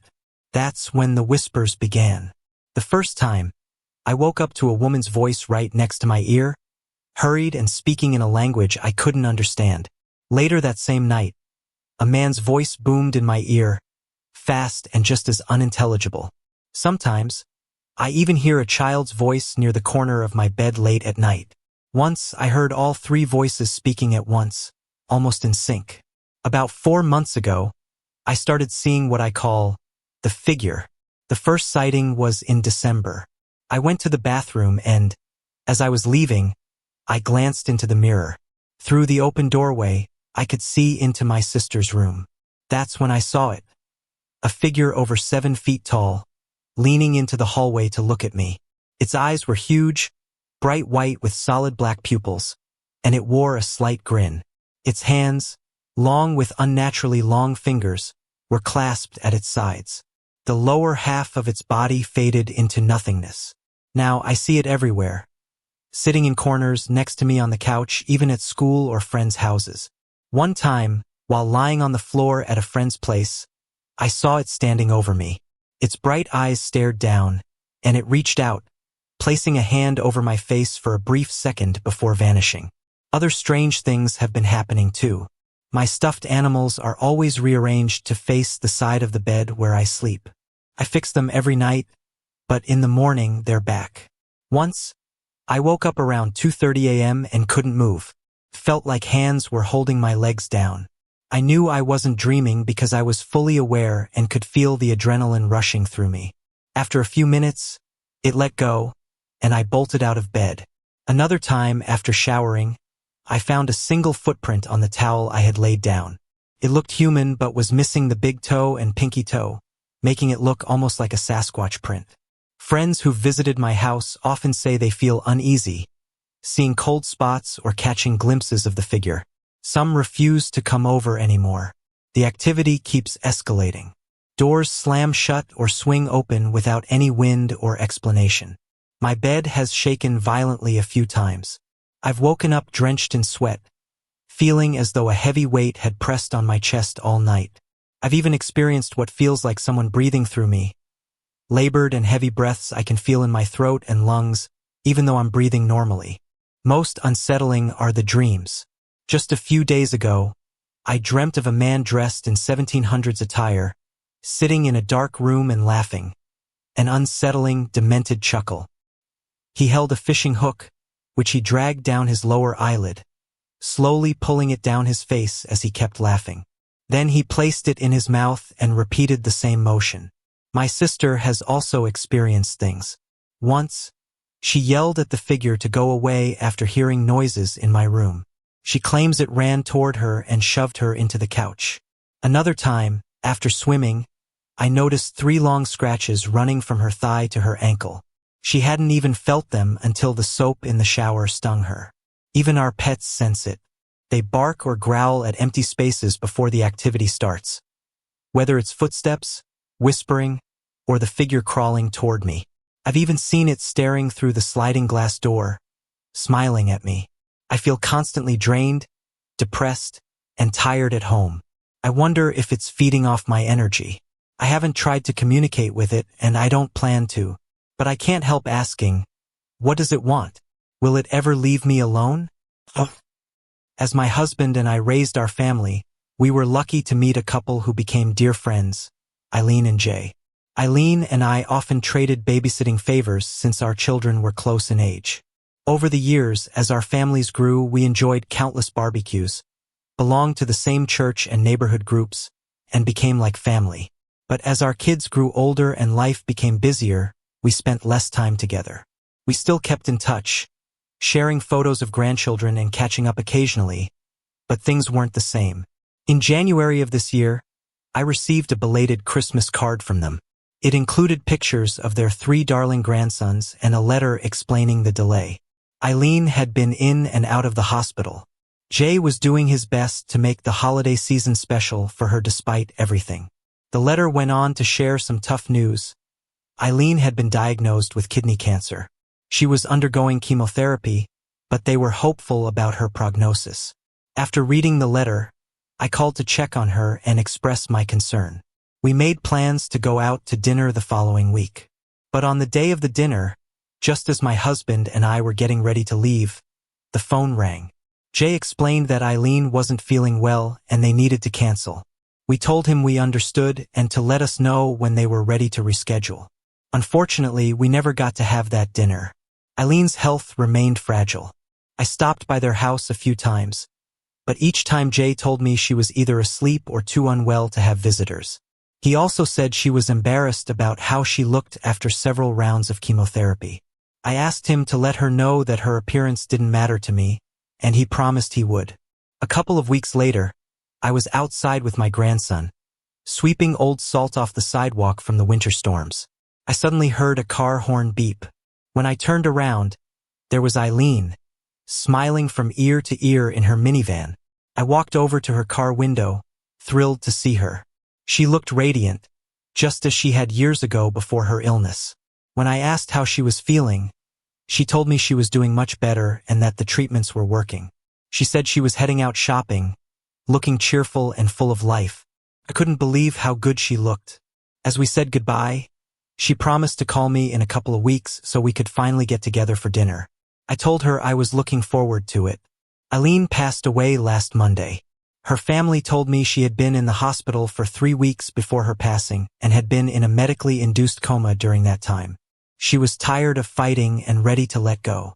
I can't explain what happened that day when I saw her. How could she have been there, smiling and chatting with me, when she was hospitalized in a coma? This isn't the first time I've had visits from friends or family after they've passed. But this one has left me shaken. I'm struggling to understand it. How is this even possible? To date, I've shared stories about my mom's poodle, my brother, my dad, myself, and my son. Today, I'm sharing a bit about my husband. He's the ultimate skeptic, bouncing between belief and outright disbelief in the paranormal. He has no issue telling me I'm imagining things or calling me crazy. But when something happens that he can't explain, all he says is, "That's weird." So here's a glimpse into 2 experiences he couldn't shrug off, ones I witnessed firsthand. The barracks watch incident. My husband and I met in the military. During our first 3 years of marriage, we lived in base housing dating back to the 1940s. Before we married, we both lived in the barracks, he on the 3rd floor and I on the 1st. Most evenings, we'd meet in the lounge, I'd cook dinner, and we'd hang out. One Tuesday night, I was on barracks watch. Everyone was asleep, and I was left wandering the dark halls. The barracks had a history of shadows and odd movements. Shadow people, flickers along the walls, and sometimes even full torso apparitions in old uniforms. Nothing interacted with me, but I was always aware of them. That night, while patrolling the 2nd floor, I heard a low, startled shout from the floor above. Thinking someone might be hurt, I rushed upstairs. The hall was empty, and the bathroom was dark and quiet. Finding nothing, I decided to slip a flirty note under my boyfriend's, now husband's, door. As I slid the note under the door, it was yanked from my fingers. A moment later, it was pushed back out and skittered across the hall, hitting the opposite wall. Startled, I pocketed the note and walked back down the hall, only to run into my boyfriend. He gave me a smirk. Want to see me so bad you couldn't wait? Confused, I asked, what are you talking about? I was getting something from my car. Didn't you say to meet you at the lounge? I was stunned. If he wasn't in his room, who or what was? When I told him what had happened, he laughed, called me crazy, and shoved the note under his door to prove nothing would happen. But then the note shot back out, bouncing off the wall. My boyfriend jumped, pushing me behind him protectively, even though I was the one armed. Determined, he unlocked the door and turned on the light. The room was empty, at least at first glance. He checked under the bed, behind the radiator, and in every corner. Nothing. But he kept glancing at the corner by a small dresser. He said he thought he'd seen something, a rat or shadow, but wasn't sure. I knew what it was. A shadow figure stood by the dresser, its tall, thin frame slightly out of proportion. Its presence wasn't evil, but I felt a mischievous energy, like it was playing a prank. My husband dismissed it as a rat, but I knew better. The figure remained a silent witness to our baffled expressions. The rocker-glider intervention. 15 years later, my husband's grandmother passed away. She had raised him and been a steady presence in his life despite her many flaws. She was a deeply religious woman with racist and judgmental tendencies, but she gave my husband the stability his mother, an addict, couldn't. For that, I respected her. Her death devastated my husband. He visited her grave several times a week, drinking heavily and talking to her. One day, I went early to stop him, hoping to talk him out of his downward spiral. While waiting, I started speaking aloud to his grandmother, explaining my fears for him. Gradually, I felt her presence, a calm, listening energy. When my husband arrived, already drunk, I managed to convince him to leave the flowers and go home. At home, instead of passing out, he sat on the couch, staring at our rocking glider. It was moving slightly, and I noticed a faint shimmer around it. "Grandma can't stay for supper," he said, slurring his words. "But she says she needs to talk to me." I sat down cautiously. What followed was a one-sided conversation between him and what he believed was his grandmother. He admitted he was an alcoholic, spoke about his mother's addiction, and even mentioned details about family members I'd never heard of. He confessed that he didn't understand why he drank but felt it was tied to his family history. When he woke hours later, he dismissed it all as a dream. But the information he shared about his family, including long-dead relatives and their struggles with addiction, was verified later. Even then, all he could say was, "That's weird." Despite his disbelief, that moment marked the beginning of his journey to sobriety. It hasn't been easy. He jokes about his struggles, saying things like, "Al-Anon is for quitters, and I'm not a quitter, but right now he's dry and we keep trying." I'm grateful his grandmother intervened, even if it took a visit from beyond the grave. I had planned to share a different submission today, something about my beliefs on ghosts and the paranormal, but that will have to wait. What happened earlier today, January 24th, 2018, from 3:15 p.m. to about 4 p.m., is still fresh, and I need to share it with you. About 5 months ago, I went to repair a printer at a small-town store.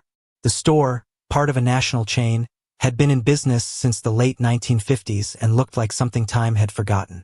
When I walked in, I immediately felt the presence of a man in his 70s. Determined, irritated, and crotchety. It was one of those rare moments where I could feel someone's lingering energy clearly, almost like he was still there. Setting the feeling aside, I got to work. The printer wasn't the problem, it was a network issue. The cables and the switch in the dusty back room hadn't been touched in months, likely since the store's original owner had passed away. One cable, in particular, kept catching my attention. The second port on the upper row of the switch wasn't working. When I moved it to the second port on the lower row, the printer immediately sprang to life. "It's the ghost," the store employee, let's call him Joe, said. He looked scared after mentioning it, like he expected me to lash out. Instead, I smiled and said, "The owner, right?" He passed unexpectedly. "Name started with a C." Joe stared at me, shocked. "You know about Charlie?" "How?" I nodded toward a photo of an older man under a birthday banner with the caption, "Charlie's 70. He died 8 months later. Joe explained how strange things would happen in the store. Objects disappearing and reappearing, equipment working and then suddenly not. He had seen and heard things all his life but was too embarrassed to talk about it with others. We chatted for over an hour. Joe opened up about the ridicule he'd faced for his experiences and how isolating it felt. By the end, he seemed calmer. I left him with my number, telling him to call if he needed to talk. Months passed, and I never heard from him until today. My day was unexpectedly free due to a storm and some canceled appointments. I stopped by my mailbox to drop off packages and was surprised to find one addressed to me. It was for a work order marked as backordered and supposedly not yet shipped. After calling my boss, I got the green light to handle the repair. I programmed Siri for the address and headed out, fully intending to go to a different site on the south side of town. But in my mind, I was convinced I was returning to the little store. I can't explain why, but it felt like a compulsion. Even as Siri guided me to the correct address, I somehow ended up at the little store. When I arrived, Siri said, "Arrived at destination," but then immediately insisted I make a U-turn and proceed to the route. That's when I realized I was in the wrong place. I completed the assigned repair at the actual location, but as I started my car to leave, my check engine light came on. When I checked, the error was for fuel pressurization, likely the gas cap. I got out to inspect and discovered my gas cap was missing. Frustrated but resigned, I returned to the little store with the mechanical shop attached, knowing they could help me replace it. As soon as I walked in, I felt the same strong presence from my first visit. Joe looked on edge, so much so that another customer asked if something was wrong. After helping the last customer, Joe greeted me with relief. "I don't know what brought you here, but I'm so glad to see you. I'm about to lose my mind." He explained that he had seen a boy standing in front of his truck a few days earlier, a boy he recognized as the son of a friend from the volunteer fire department. The boy and his mother had died in a car accident last year. Joe had slammed on his brakes, ending up in a ditch, but the boy disappeared before he could speak to him. I encouraged Joe to talk to the boy if it ever happened again. "Even if you can't see him, he might still hear you," I said. "Tell him about his dad or what's happening around town. Maybe even encourage him to move on." Joe promised to try, but I could see how deeply shaken he was. As we spoke, I felt an eerie sense of purpose about being there, like my presence wasn't random. The strange way I ended up at the store, the missing gas cap forcing me to stop there, and Joe's insistence that I was meant to come. It all felt too interconnected to be a coincidence. I don't know what to make of this. The Creator moves in mysterious ways, and I can't shake the feeling that I was guided back to the little store for a reason. Was I meant to help Joe? To witness something larger? I don't know. What I do know is that this experience has left me questioning how much of our paths are truly ours to choose. Jerry's grandmother passed away some time ago, and attending her funeral wasn't optional. I couldn't avoid it to busy myself with after-dinner prep or distance myself from the discomfort I feel around death. While I respected the strength it took for her to raise 6 kids after her husband abandoned her, I didn't like her. She was bigoted, prejudiced, and could be cruel in that way only some older people seem capable of.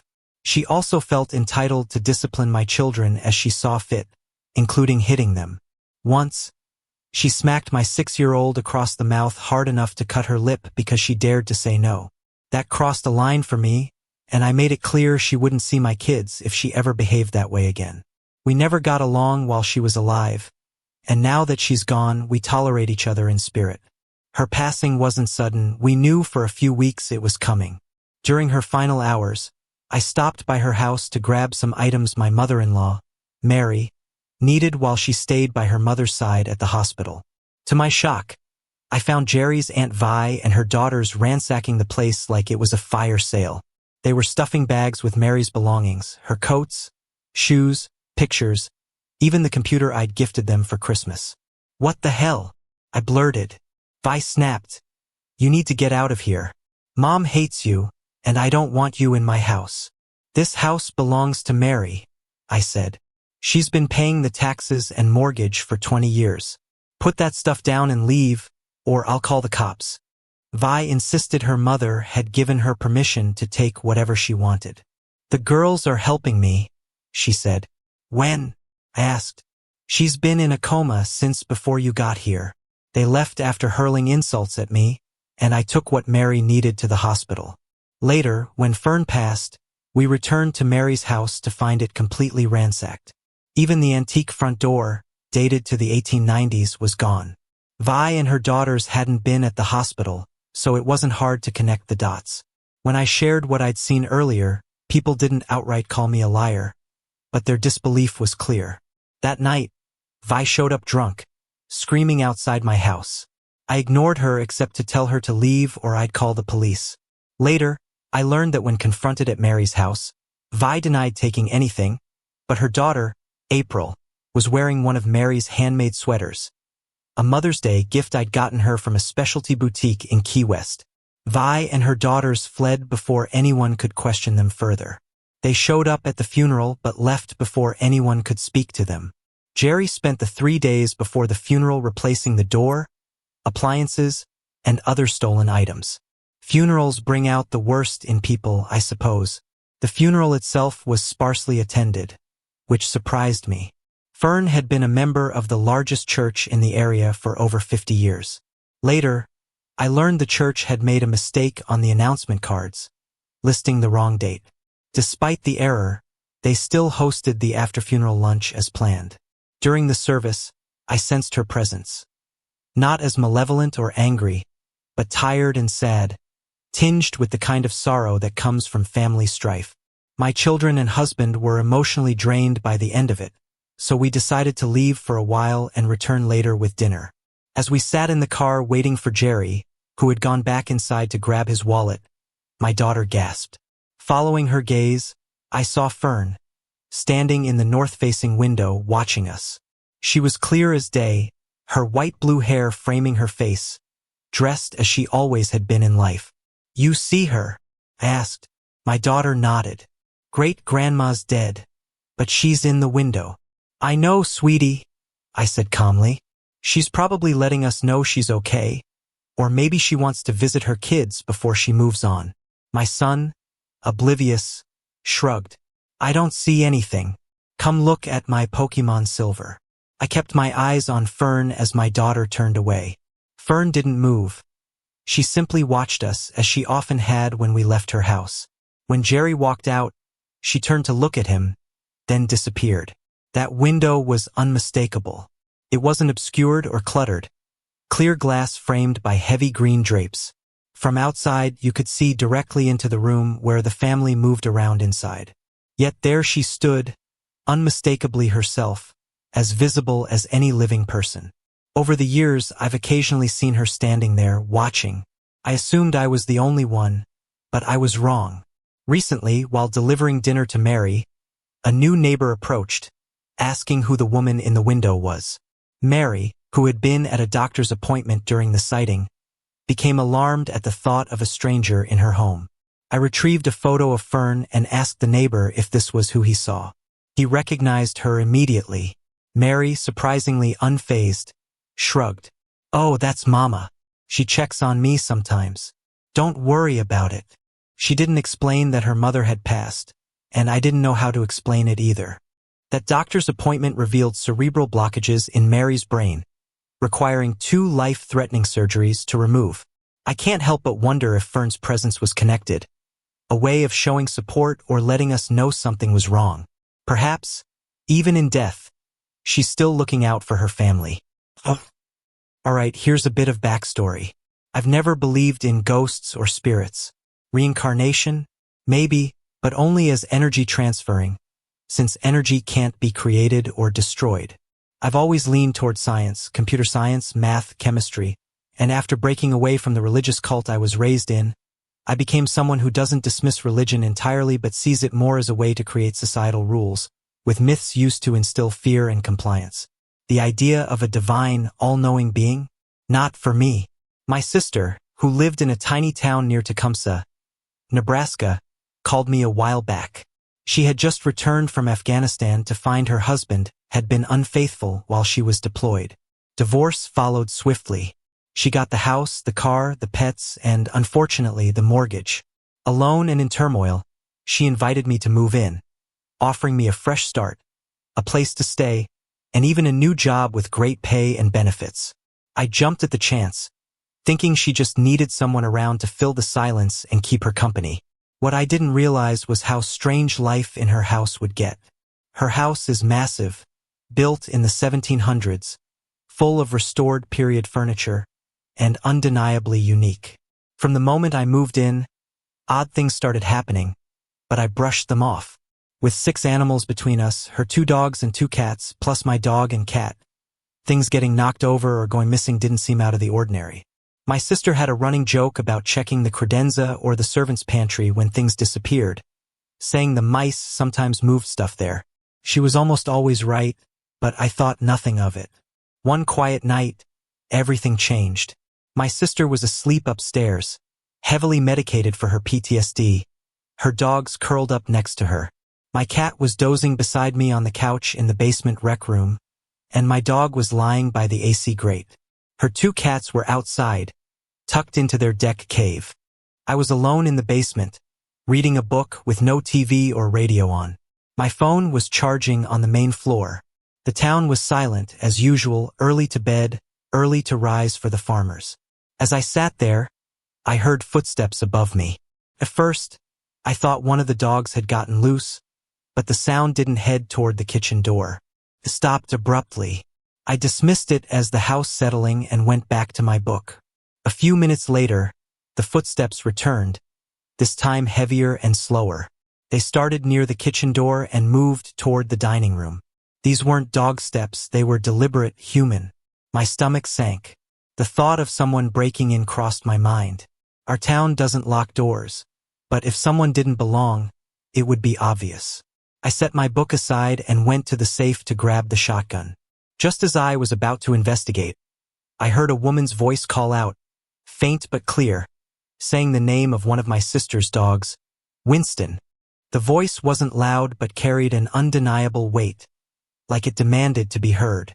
A second set of footsteps followed, moving in the same direction. I opened the basement door cautiously, not wanting to startle my dog Fred, an Akita with instincts that could turn dangerous if he felt I was threatened. As I stepped into the kitchen, a cold blast of air hit me, making the hairs on my arms stand on end. The air felt charged, electric, and my anxiety spiked. I could hear muffled voices coming from the hallway that led to my room and the stairs to the second floor. The male and female voices were indistinct but unmistakably there. My sister always told visitors to make noise upon entering, so the dogs wouldn't be startled. The silence told me these people didn't belong. I locked the kitchen door behind me and moved quietly toward the hallway, gripping the shotgun tightly. As I stepped into the dining room, I heard the woman's voice again, softly saying, "Good boy," as if talking to Winston. At the same time, I heard a harsh male whisper near me. It was so close I spun around, expecting to see someone, but no one was there. The whisper seemed to say, "Be careful or watch her," though it was hard to make out. When I entered the hallway, I was ready to confront whoever was there, but the hall was empty. The air was suddenly calm and warmer, and the charged feeling was gone. I searched the entire house, including the basement and upstairs. No one was there and nothing was out of place. My sister was groggily waking up to her dog's barking, but no one else had been inside. I told her what had happened. She brushed it off, saying there were others in the house but not to worry about it. She described a man who sometimes appeared upstairs and a woman who liked the dogs but never came upstairs. This was their home first, she said calmly, and they have a right to be here if they wish. Her nonchalance unsettled me, but I let it go.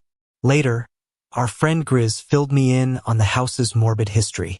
The original owners had strange energy and a tragic past. The wife had died suddenly, and the husband was shunned, only to remarry and be poisoned by his second wife. Since then, the house had been a revolving door of short-lived occupants, many of whom experienced divorces, tragedies, or sudden departures. Grizz and his wife refused to enter unless there were at least 5 people present, believing the house was haunted. I wasn't convinced, but the events kept piling up. On another night, my sister casually asked me to tell the man in her dressing room to leave because she was too tired to deal with him. I saw no one, but her certainty unnerved me.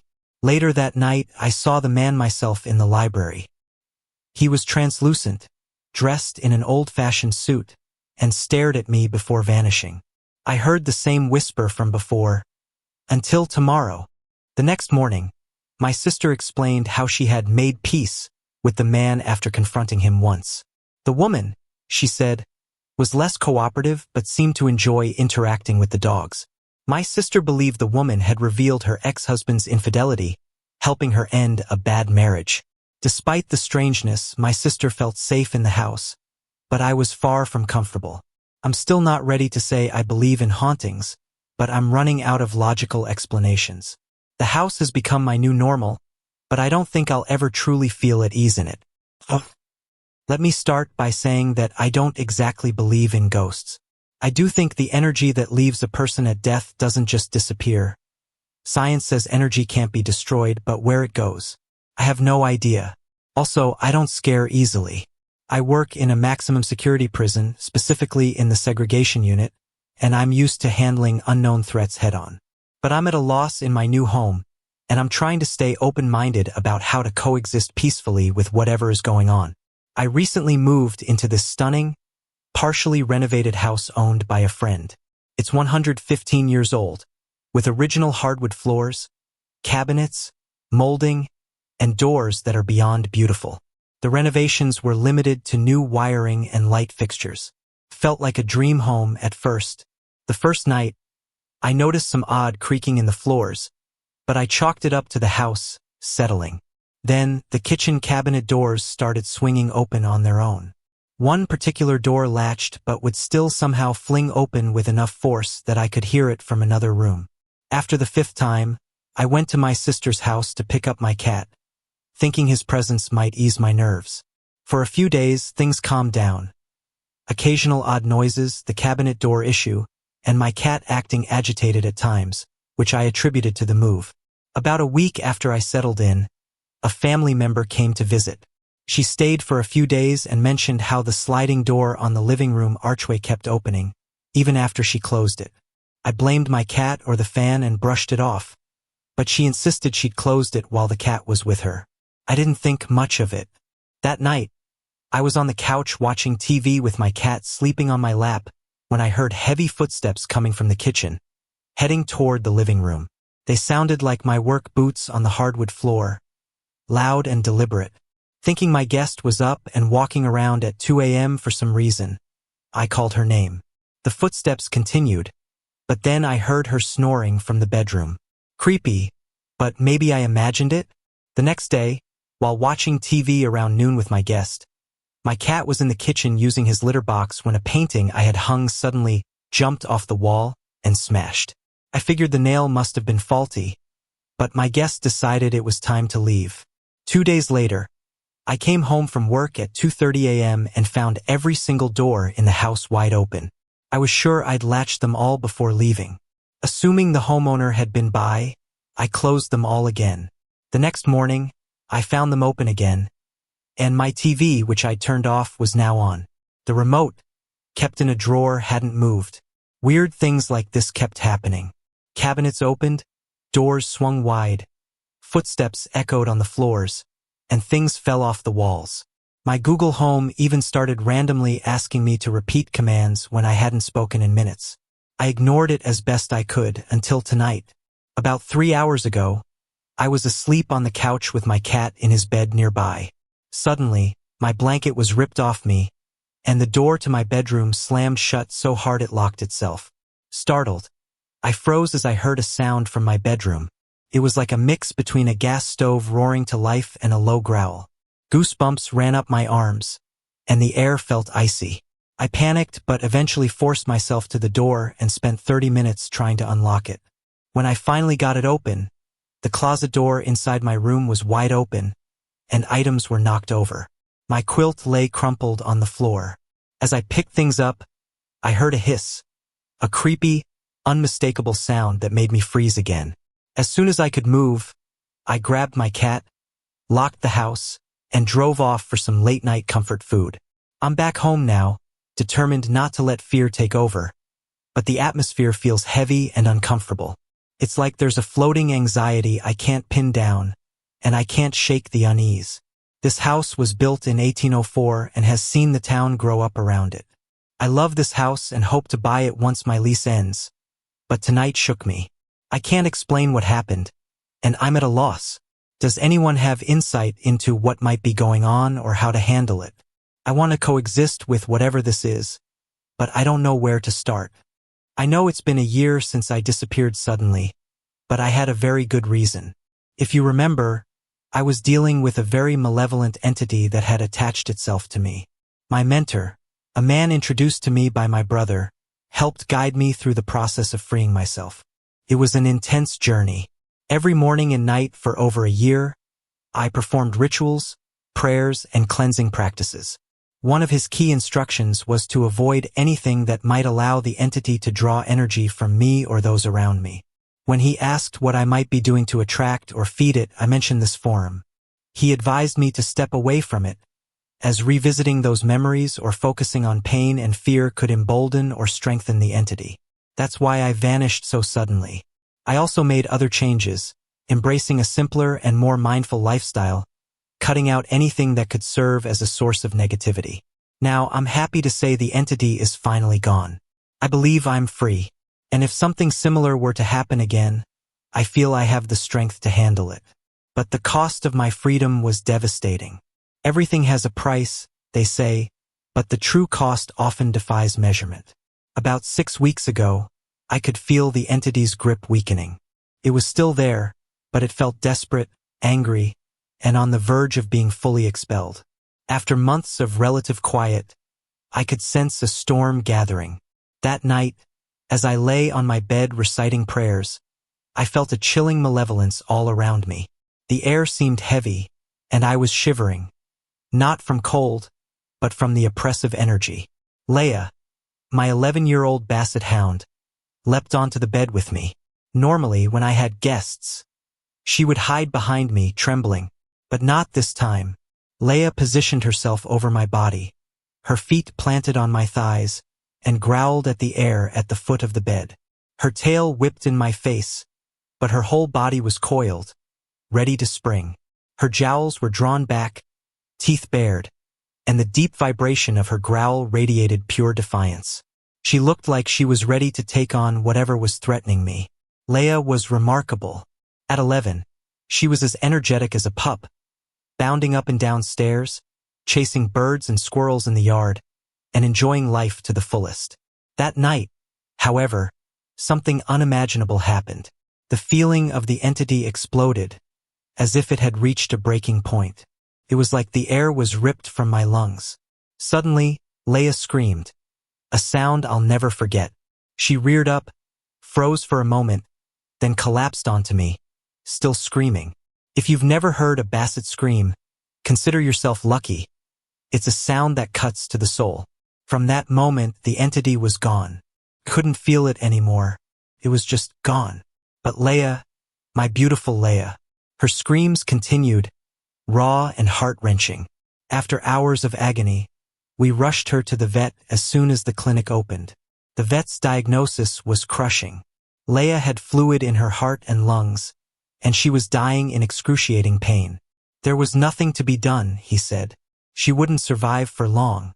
We made the heartbreaking decision to have her sedated until she passed. This wasn't an existing condition. Less than 2 weeks before, Leia had been to the vet for a dental cleaning and checkup. She'd been perfectly healthy. I am convinced she took the attack meant for me. Since her passing, I've searched for her, listened for her snuffles, her whines, her soft baying as she might chase bunnies somewhere beyond. But there's been nothing. Not a sound, not a presence. I hope that means she's at rest, free of pain, and at peace. Still, I can't shake the fear that Leia somehow traded herself for me, that she's trapped, enduring the torment that was meant for me. Every day, I ask the Creator to care for all my lost loved ones, and especially for her. I hope He listens as closely as I listen for the faintest trace of her. The entity is gone. Feels done. But the price was steep, and I'll carry it with me for a long time. It's 6:58 p.m., October 5th, 2019, and I'm typing this in real time.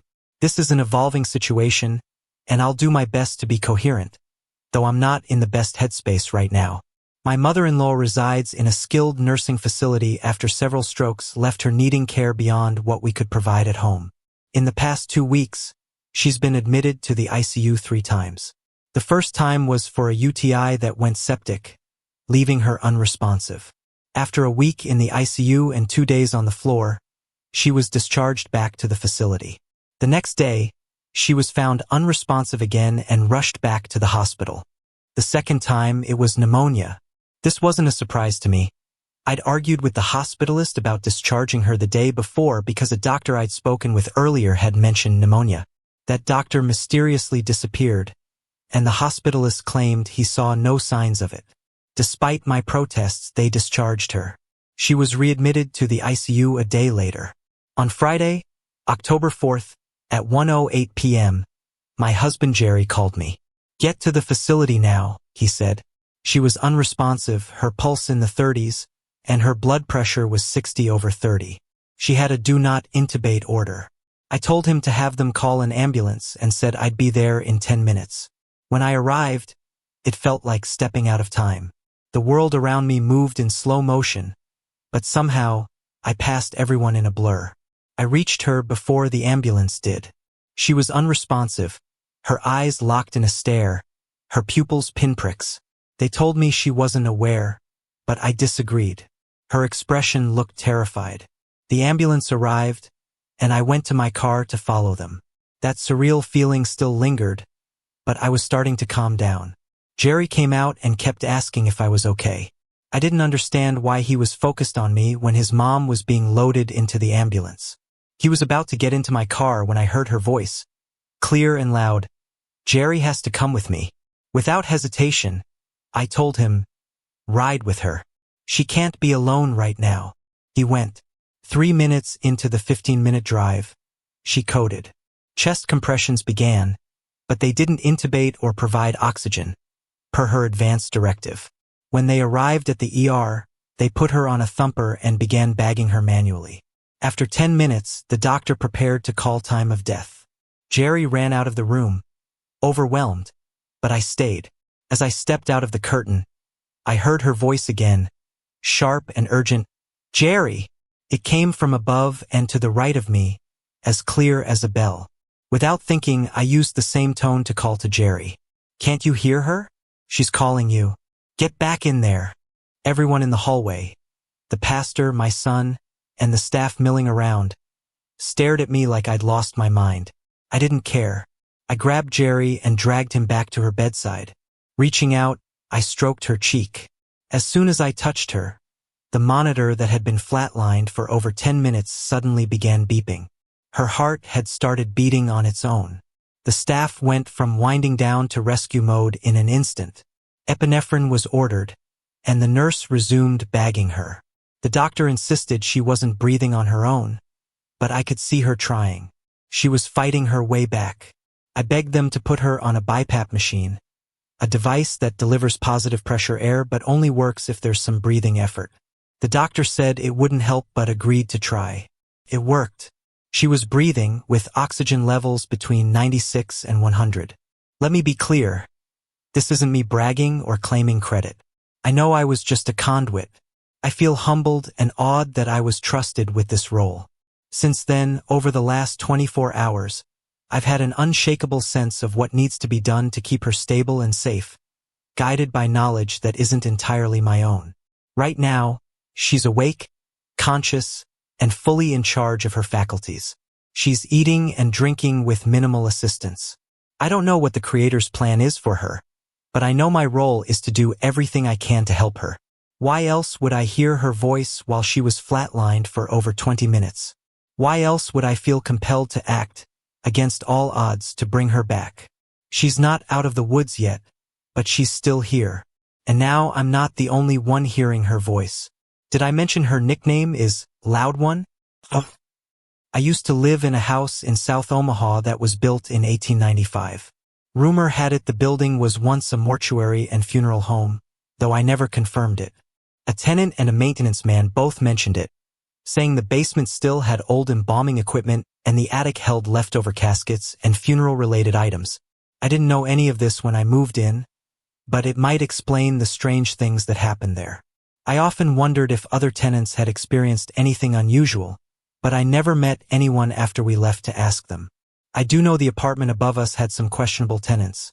People who partied constantly, used drugs, and left the place in such a state that it took weeks to clean and repair.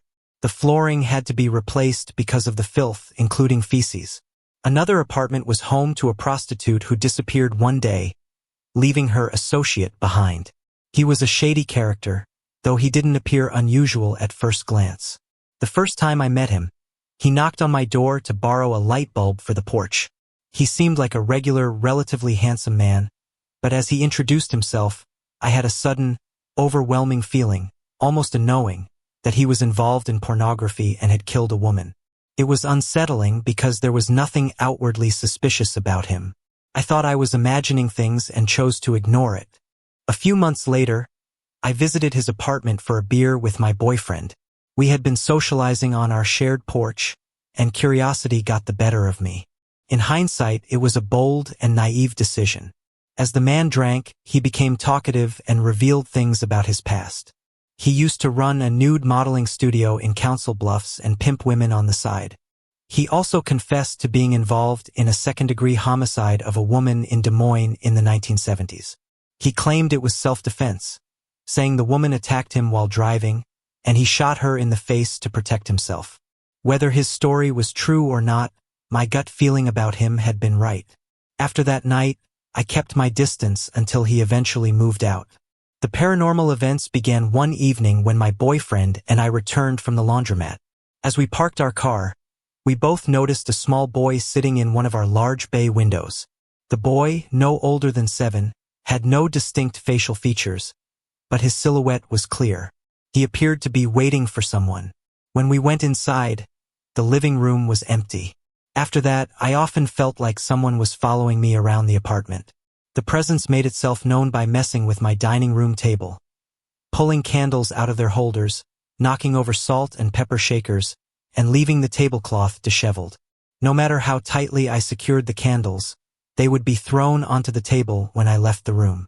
Once, I watched as the candles were yanked out of their holders and tossed onto the table right in front of me, as if by a tantruming child.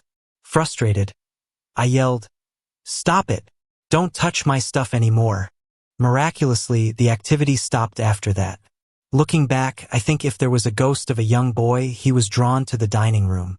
The space had a whimsical feel, with craft supplies in a hutch and a staircase adorned with stuffed animals. It was a charming, family-friendly room that might have appealed to a child. The scariest experience happened when I was home alone. My boyfriend was at work, and I was lying on our waterbed when I woke up to something pressing me down into the mattress. I couldn't breathe or move, and it felt like I was being pinned by an unseen force. I was fully awake and struggling to get up, but it wouldn't let go. After what felt like an eternity, it finally released me. Shaken, I jumped out of bed and waited for my boyfriend to get home. That night, we decided we needed to move. We eventually found a new house, also in South Omaha, but with a much more welcoming atmosphere. Looking back, that apartment was one of the creepiest places I've ever lived. Writing about these experiences has been cathartic for me. It's difficult to share these kinds of stories with the average person who dismisses anything they can't see for themselves. I've learned it's easier to keep quiet, make sense of it on my own, and avoid judgment. But here, among others who've experienced the paranormal, I finally feel comfortable sharing. This story begins with my son when he was about 15 months old. He would sit in the middle of the living room, surrounded by toys, exploring his world with pure wonder. One day he suddenly stopped playing, looked up at the ceiling, and grinned. There was nothing there, no lights, no fixtures, just a plain white ceiling. Then he squealed in delight, giggling as though someone invisible was entertaining him. He even reached out, as if asking to be picked up by unseen arms. I couldn't see or hear anything, but I'm convinced it was the spirit of someone who'd passed on. Maybe his grandfather, great-grandmother, or another loved one. I'd read that children are more sensitive to the unseen because they haven't developed the same blinders we adults have. I tucked the memory away, knowing it was something special. A few months later, when my son was 18 months old, his father walked out on us. It was devastating. My once bright, happy little boy became angry and frustrated. Without the words to express his feelings, he began hitting his head against the wall, screaming and crying. Watching him struggle was heartbreaking. The next 5 months were a battle for survival. I stayed with family in Iowa to regroup and get back on my feet. Welfare was a temporary lifeline, but I worked hard to find a job and provide for my son. Eventually, I moved back to Omaha and found an apartment in South Omaha. It wasn't close to my job, but it was a start. We lived in that building for 5 years, 4 in an upstairs apartment and 1 in a larger downstairs unit. About 2.5 years into our time upstairs, I met someone I thought was a good man. I missed some obvious red flags and allowed him into our lives. He moved in 8 months into the relationship. While he was kind to my son, things took a strange turn with me. He talked about darkness following him wherever he went and claimed he'd made peace with it. One night, as we sat at the table playing cards at 3 a.m., he told me I would get used to it too. When I refused, saying I wouldn't allow darkness into my life, his demeanor changed. His eyes darkened, and he said, "It's too late. It's already here." At that moment, the stereo turned up to full volume on its own. The stereo was 5 feet away, in clear view, and no one was near it. I jumped up to turn it down, but as I did, he let out a laugh that didn't sound human. It reminded me of a laugh I'd heard years ago during a terrifying experience with a Ouija board. The stereo was damaged, its speakers blown, and I knew then that I had to ask him to leave. Whatever he'd brought with him wasn't welcome in my home. After he moved out, the apartment felt darker, and I constantly felt like I was being watched. Shadows seemed to grow heavier, and my son began having disturbing experiences. At just 4 years old, he told me there were 2 men in the apartment, a bad man and a nice man. He described the bad man trying to get into our bedroom at night and the nice man fighting him off. His fear chilled me to the bone. I believe the bad man was something demonic, brought into our home by the negativity my ex had introduced. The nice man, I believe, was a guardian spirit protecting us. My son's fear was palpable, and I could only hold him, pray over him, and try to comfort him. I knew we had to leave. Thankfully, a 2-bedroom unit became available downstairs a few months later. The atmosphere was entirely different, lighter, more peaceful. Things improved, and a year later I met the man who is now my husband. Looking back, I think my ex must have done things in the apartment when I wasn't there, things that invited darkness in. Whatever it was, I'm grateful we were able to leave it behind and move forward. Life can be so unpredictable. One moment it's full of laughter and hope, and the next, it's gone. For some, it's cut painfully short. My friend Alex Staroska took his own life on November 29, 2010. The news was a shock to everyone who knew him. Alex always seemed happy, but none of us realized the sadness he was hiding behind his smile. I can't say I knew Alex very well. We were in choir together and later shared a summer school class. We would sit in a freezing classroom, talking and goofing off instead of working. Our supervisor wasn't thrilled, but Alex always said it was too quiet in there. He'd borrow my iPod every day, teasing me about how often I updated my music library and offering song suggestions. When I heard about his passing, my mind went straight to those summer school days. I was devastated but held it together at school, showing no signs of what I was feeling. On November 30th, 2010, I was in the school library working on a report. I had one earbud in, listening to my iPod, and the library was silent. Despite the quiet, I kept getting the distinct feeling someone was behind me. Each time I turned around, no one was there. I ignored it at first but couldn't shake the sensation. Then I heard a voice, "Damn, you listened to some old music." It was so clear I turned around immediately, but the space was empty. Suddenly, the air around me went ice cold, and my iPod started shuffling through songs on its own. My heart raced as I watched the screen flash through titles rapidly. Staska? I thought, trying to make sense of what was happening. A bitter laugh echoed in my mind, and my iPod paused on Sugar Magnolia by the Grateful Dead. How's that for irony? Alex's voice asked, his tone laced with sarcasm. Alex, what are you doing here? You shouldn't be here. You should have crossed over, I said in my mind, trying to hold my focus on the report in front of me. I don't want to, he replied curtly. Death? It's not what people think. It sucks. It really effing sucks. I have nowhere to go. I can't go home. I can't stand hearing people cry over me. It hurts. His voice cracked as if he were about to cry. I felt tears well up but forced them back. The question I couldn't hold in came out. Why? Why? He repeated darkly. Because I'm an idiot. My iPod stopped shuffling and landed on Under the Bridge by the Red Hot Chili Peppers. Maybe this will explain it, he said quietly. And then he was gone. Months passed without another encounter. Then, in mid-May, on the Monday after prom, senior skip day, I decided to ditch school. My boyfriend Keel and I chose to go for a walk out of town to Dodge Hill, the place where Alex took his life. As we walked, chatting about random things, I noticed an eagle circling above us. Holy crap! Keel, look at that eagle.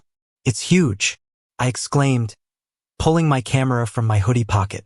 I tried several times to take a picture, but it was always just out of reach. Shrugging, I put the camera away, but the eagle kept circling, flying ahead of us, then back, almost as if it were guiding us. Every now and then, it let out a sharp cry, urging us onward. When we reached Alex's memorial, a metal cross with his name and the dates of his birth and death, the eagle circled above one last time before landing on the cross. Keel and I stopped in awe, staring silently. It's a message, Keel said softly. I nodded. What do you think he's trying to tell us? I asked. Keel shrugged and suggested we move closer. The eagle didn't budge as we approached, but just as we got near, it spread its wings and took off. I quickly grabbed my camera and snapped a few pictures before it disappeared into the sky, vanishing as suddenly as it had appeared. Looking back, I believe the eagle was Alex's way of telling us he was at peace. Though he left this world as a troubled soul, he found clarity and calm on the other side. I've experienced things my entire life, but I've always been reluctant to talk about them. Over the years, I've done research to try and understand what I've seen, but I've mostly kept quiet out of fear of being judged. When I found this platform, I finally felt safe enough to share my story. My earliest memory goes back to when I was 4 or 5 years old. There was a red figure that lived under my bed. At first, I thought it might be one of our cats, but I noticed that none of them would go near the bed. They'd hiss and scurry away from it. I realized it was some kind of spirit, but strangely, I wasn't afraid. I even tried to coax it out to play with me, but it would always retreat to the wall and disappear. As I got older, I learned to ignore it. Over time, other things started happening. I began seeing shadow figures and faces in mirrors or windows, faces that were definitely not human. I tried to ignore it, but it was constant. Some nights, I'd wake up to distorted human-shaped shadows crawling on the ceiling. Once, I even saw something on all fours crawl out of my brother's room before vanishing. I grew up in a Christian home, and my dad was an incredible man. Wise, kind, and deeply spiritual. He would lead us in family devotions and pseudo-fasts to bring us closer to God. But every time we started, he would get very sick, often ending up in the hospital. He believed these illnesses were attacks from the devil, trying to prevent us from continuing. Once, during a fast, he had a nightmare about a demon sitting on his shoulder, clawing into the ground to hold him back as he walked toward a light. When he woke, he felt an evil presence hovering over him. He prayed for an hour before the feeling finally left. He was convinced it was a test of faith.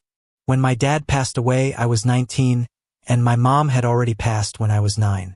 Feeling lost, I moved to Oregon to stay with a family friend. At first, things were calm, but soon, the strange experiences began again.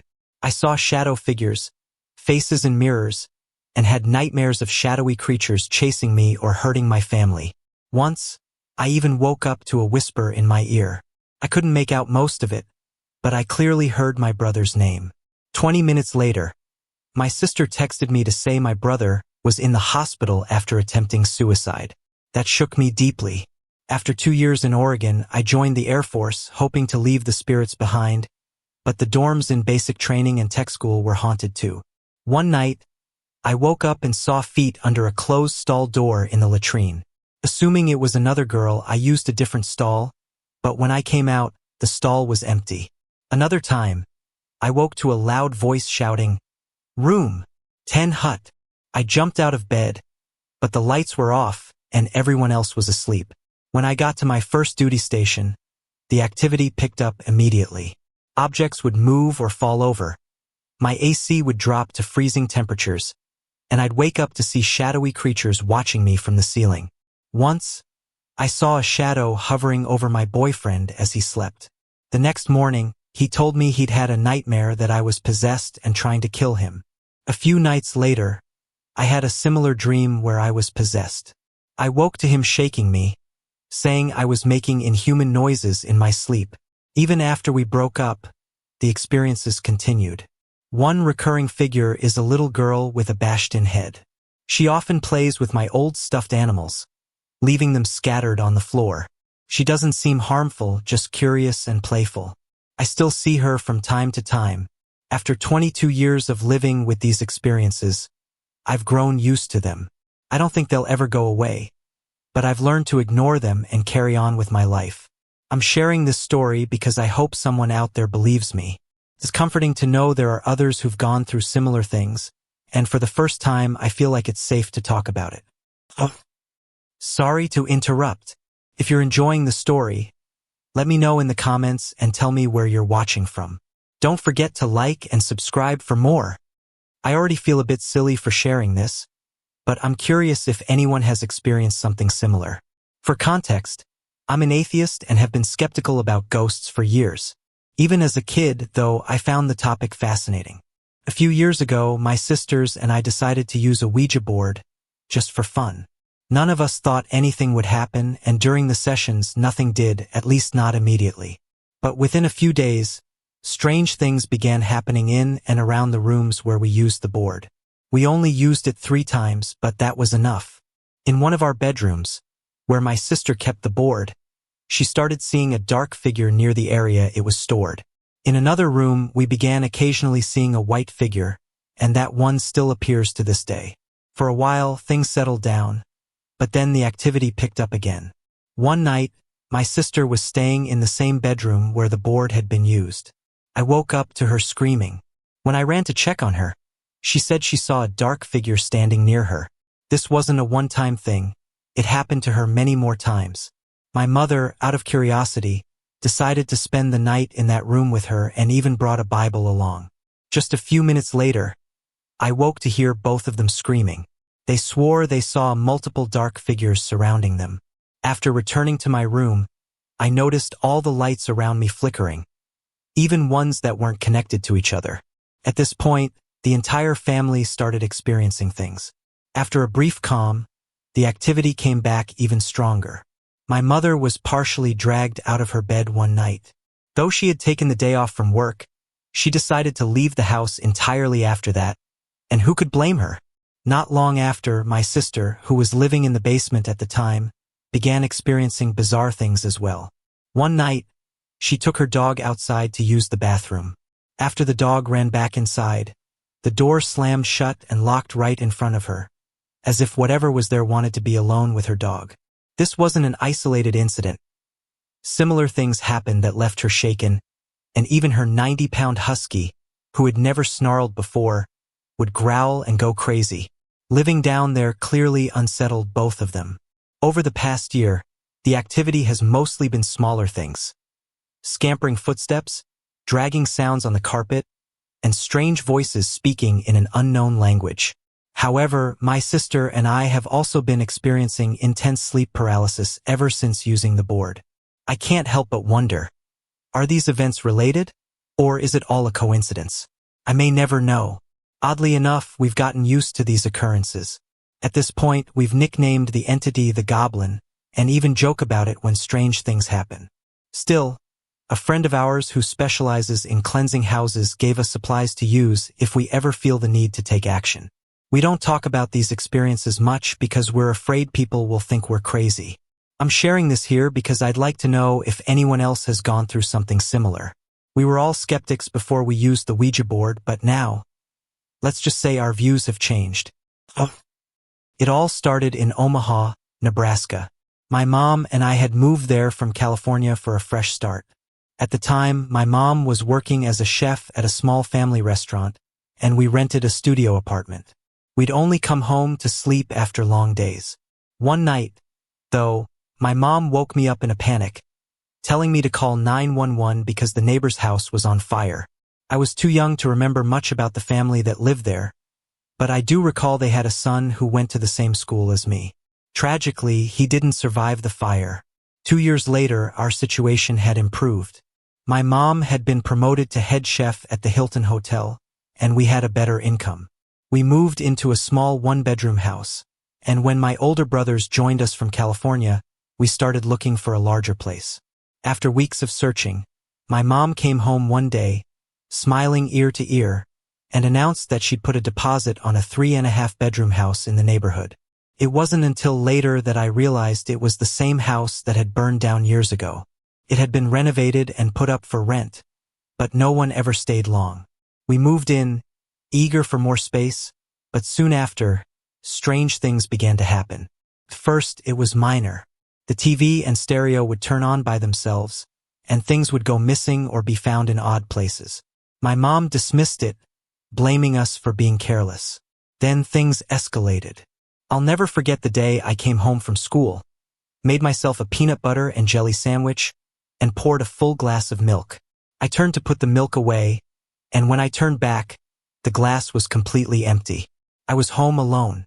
At school, I was bullied by the landlord's daughter, Nancy. She teased me about living in a ghost house, saying her dad didn't think we'd last 5 months. I told my mom, but she brushed it off, saying that as long as we paid rent, no one could kick us out. She didn't know the strange things that were already happening. At night, we heard heavy footsteps on the stairs, running in the hallways, and even voices. My younger brother began having nightmares about a man in a hat who told him to play with matches and burn the house down. The dreams started sporadically but became more frequent until one day he actually tried to do it. Thankfully, my mom's sharp nose caught the burning carpet before it could spread. She punished my brother, but he cried, insisting it wasn't his fault, that he'd been pressured into it. Finally, my mom confronted the landlord. That's when we learned the full story. The family who lived there before us had also experienced strange activity. Their son had claimed to see a man on the stairs urging him to burn the house. The boy eventually set a fire that destroyed the second floor. Trapped by the flames, he jumped from a second-story window and tragically landed on the spiked fence below. The landlord's story mirrored what we were going through. Things moving on their own, voices, and the boy begging an unseen presence to leave them alone. Terrified, my mom started looking for another home. She enrolled us in after-school programs to keep us out of the house as much as possible. But one night, something happened that changed everything. My brothers and I were upstairs watching The Simpsons when we heard heavy footsteps on the stairs. We froze, expecting it to be our mom, angry about the loud volume. Instead, a man in a hat, covered in black soot, appeared at the top of the stairs. He just stood there, staring at us. My brother screamed, and when we tried to turn on the lights, he vanished. Seconds later, we heard our mom screaming downstairs. We ran to her room and found her crying. She said she had been asleep when the door opened. Thinking it was one of us, she turned to look, but instead, a man in black jumped on her and pinned her down. She couldn't move. She said she felt heavy and suffocated until she started praying in her mind. That's when the man disappeared, and she screamed. The next day, we left the house. We stayed at a motel for a week before moving into a small 2-bedroom apartment. We were relieved to leave, but none of us could ever make sense of what happened there. The house is now bank-owned, and I don't know if anyone has bought it. If anyone has experienced something similar, I'd love to hear your story. I still don't know what we encountered, whether it was a human spirit or something far darker. Either way, I hope I never see anything like it again. My high school, which opened before 1924, has picked up its share of ghost stories over the years. Most of them seem to center around the drama department, where I spent 4 years as a dedicated member. In 2010, during my sophomore year, I was helping paint the stage for Alice in Wonderland with 2 other students, Shannon and Sarah. The stage had a unique design, resembling a big staircase about 6 feet wide, with steps a foot high. The highest level was 8 feet off the ground, and you could walk under it, at least until the middle, where the gap narrowed to less than a foot, making it impossible for anyone to fit. That day, the 3 of us were the only ones in the theater. The big fire doors on either side of the stage were locked, and the entrance to the theater was set to let people out but not in. We were chatting, sharing a bucket of black paint, and inching across the edge of the stage, painting as we went. I started telling a story I'd heard from a senior about a boy who supposedly hung himself backstage and haunted the theater. Shannon reached back to dip her paintbrush into the bucket and missed. It left a streak of black paint on the wood. We groaned, pulled the bucket closer, and moved on. A few minutes later, Sarah started telling her own ghost story, trying to one-up me. This time, when I reached back to dip my brush, I missed too, even though I had just moved the bucket closer. It looked like the bucket had been dragged away, leaving streaks in the fresh paint.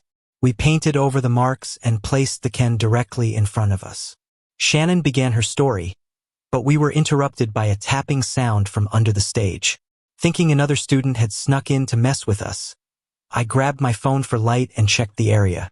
No one was there. The tapping stopped, and we shrugged it off, returning to work. 2 minutes later, the tapping started again, louder and closer. It came from the part of the stage where we knew no one could fit. It was just a simple knock, knock, knock. But when we ignored it, the sound escalated. Suddenly, the knocking turned into loud, violent banging. Shannon and I covered our ears. The sound was so intense. Sarah, however, leaned forward, slammed her fist on the stage, and yelled, "Stop it!" It did stop, but only for a moment. Sarah's head suddenly jerked back, as if something yanked her ponytail, and she fell flat on her back. She was in tears, and she and Shannon bolted out of the theater. I was left alone with the keys to the light booth. Terrified, I shut down everything except the ghost light. Before running out, I blurted, "Thank you, I'm really sorry," and left. 2 years later, I was the costume director for a steampunk-themed play written by our teacher. I was sitting backstage in the boys' dressing room, stitching gears onto vests. I wore over-the-ear headphones because being alone in the theater always freaked me out. For 2 years after that painting incident, I avoided going there alone. The dressing room had mirrors on 3 walls and a door to the hallway. I was sitting in the corner where I could spread out my supplies, and over my shoulder, I could see the hallway through the mirrors. Out of the corner of my eye was an empty chair. As I worked, I noticed a short blonde boy walking back and forth in the hallway. None of the cast or crew had hair like his, so I assumed he was a band kid storing something in our area. He passed by 5 or 6 times before peeking into the room. He saw me and walked in, sitting down in the chair just in my peripheral vision. I told him to give me a minute to finish what I was doing, and he waited. When I took off my headphones, I saw him smile in the mirror. He was still there, watching me. But when I turned around, the chair was empty. I dropped everything and ran down the hallway to the workshop, where other students were gathered. When I asked if anyone had seen a blonde boy backstage, they all thought I was crazy. Oddly enough, instead of fear, I felt humor. Like he was pranking me, showing he wasn't angry or upset about my doubts from 2 years before. Why he waited so long to show himself, I don't know. But from that point on, I never felt afraid to be alone in the theater again. I've lived in the same house for about 15 years, and ever since I was young, my sister and I have had strange experiences. Here are some of the ones that happened to me. The first time I became aware of a spirit in the house, I was about 9 or 10 years old. A friend was spending the night, and we were in the basement. I went upstairs for something I can't remember anymore, and on my way back down, I fell. It wasn't a long fall, just about 6 steps, but I remember distinctly feeling hands on my back, pushing me forcefully. When I hit the bottom of the stairs, I looked back up to see if it was my sister or someone playing a prank. What I saw wasn't a person. It wasn't fully visible or solid. It was more like the background behind it became blurry and less sharp. Before I could fully process what I was seeing, it disappeared. My friend came around the corner, startled, and asked if I was okay. When I glanced back again, whatever it was had vanished. A few weeks after that, another strange incident happened. I was home alone and went to the garage to grab a soda. As soon as I stepped inside, I heard strange noises coming from the attic. I stopped to listen closely and realized they sounded like footsteps moving around. Curiosity got the better of me, and I called out, "Hello!" The noise stopped for a moment as if whoever or whatever was up there had heard me. But then, in what sounded like a burst of rage or energy, the footsteps stomped rapidly toward the attic door. Terrified, I ran back inside the house and out the front door, refusing to go back until someone else came home. It wasn't until recently that the entity in my house seemed to adopt a visual form, or maybe it was the first time I noticed it. He's massive. If he were real, he'd stand at least 6 feet 6 inches or 6 feet 7 inches, and weigh between 250 and 300 pounds. His entire body and face are stark white, like paper, and he has jet black hair. The first time I saw him like this was last summer. I come home late after a night of partying and was fumbling with my keys at the door. That's when I saw him. He was standing on the other side of the door, visible through the sidelight windows. I screamed, yelling at him to leave me alone. He slid away in the opposite direction, vanishing as quickly as he had appeared. I rushed into the house and locked my bedroom door, though I knew it wouldn't really protect me. He seems to enjoy messing with me. He likes to steal and move things around, and he has a strange connection with electronics. One evening, I had friends over, and we were in the basement when we heard loud thuds upstairs. At first, I thought it might be one of the cats, but all the cats were outside. Nervous, I asked my friend Cody to come with me to check it out. We went to the first floor but found nothing unusual, so we headed to the second floor. That's when we heard an alarm clock beeping in my parents' room. It was odd because it was my mom's clock, and she always sets it to wake up to the radio, not the beeping sound. Stranger still, there was no reason for it to be set at all, especially at 9 p.m. I turned it off, puzzled, and we went back to the basement. Later that night, after my friends had left, I was cleaning on the first floor when I saw him again. Out of the corner of my eye, I noticed him moving across the hallway. He passed through a door leading to the garage, and I saw the coat hanger on the closet door swinging wildly. That was enough for me. I called my friends to pick me up because I didn't want to stay in the house alone. Over the years, there have been countless encounters in this house. I'm still not sure if this man is here to hurt me or if he just enjoys scaring me for fun. Either way, I regularly ask him to leave me alone. Sometimes he listens. Other times, not so much.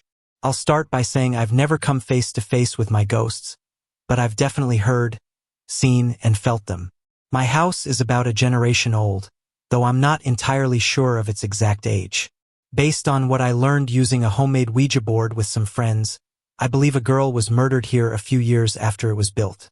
She told us her parents had the house built in the late 1800s. From what I gathered, the other ghost, a man, killed her when they were alive and he was later hung for the crime. Now that you know a bit about the history of the ghosts in my house, let me tell you about my experiences with them. The first encounter happened when I was walking by the staircase leading to the loft.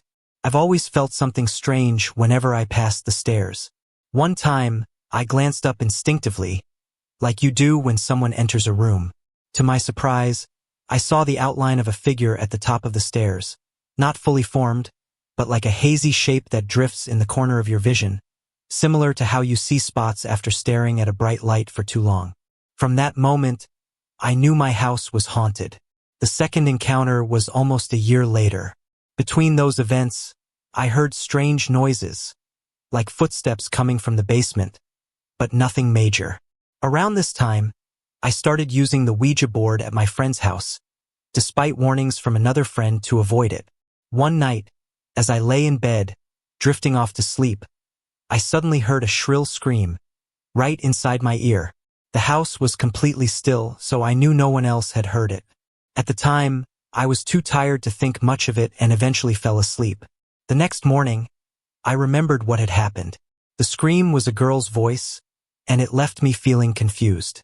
At that point, I hadn't yet used the Ouija board in my own house. The very next night, something even stranger happened. I was asleep and have no memory of my dream or what woke me. But when I opened my eyes, I saw someone in my room. Not a blurry figure, but a fully visible person floating across the space. It lasted only a split second, but it was long enough to notice the details. It was a girl with long, light-colored hair, maybe blonde, that reached her waist. She wore a dress that faded away at the bottom. She was facing away from me and seemed to be heading toward the door. I wasn't scared, just amazed. It took me forever to fall back asleep, but I was more excited than terrified. The most recent encounter happened last week when I was sick.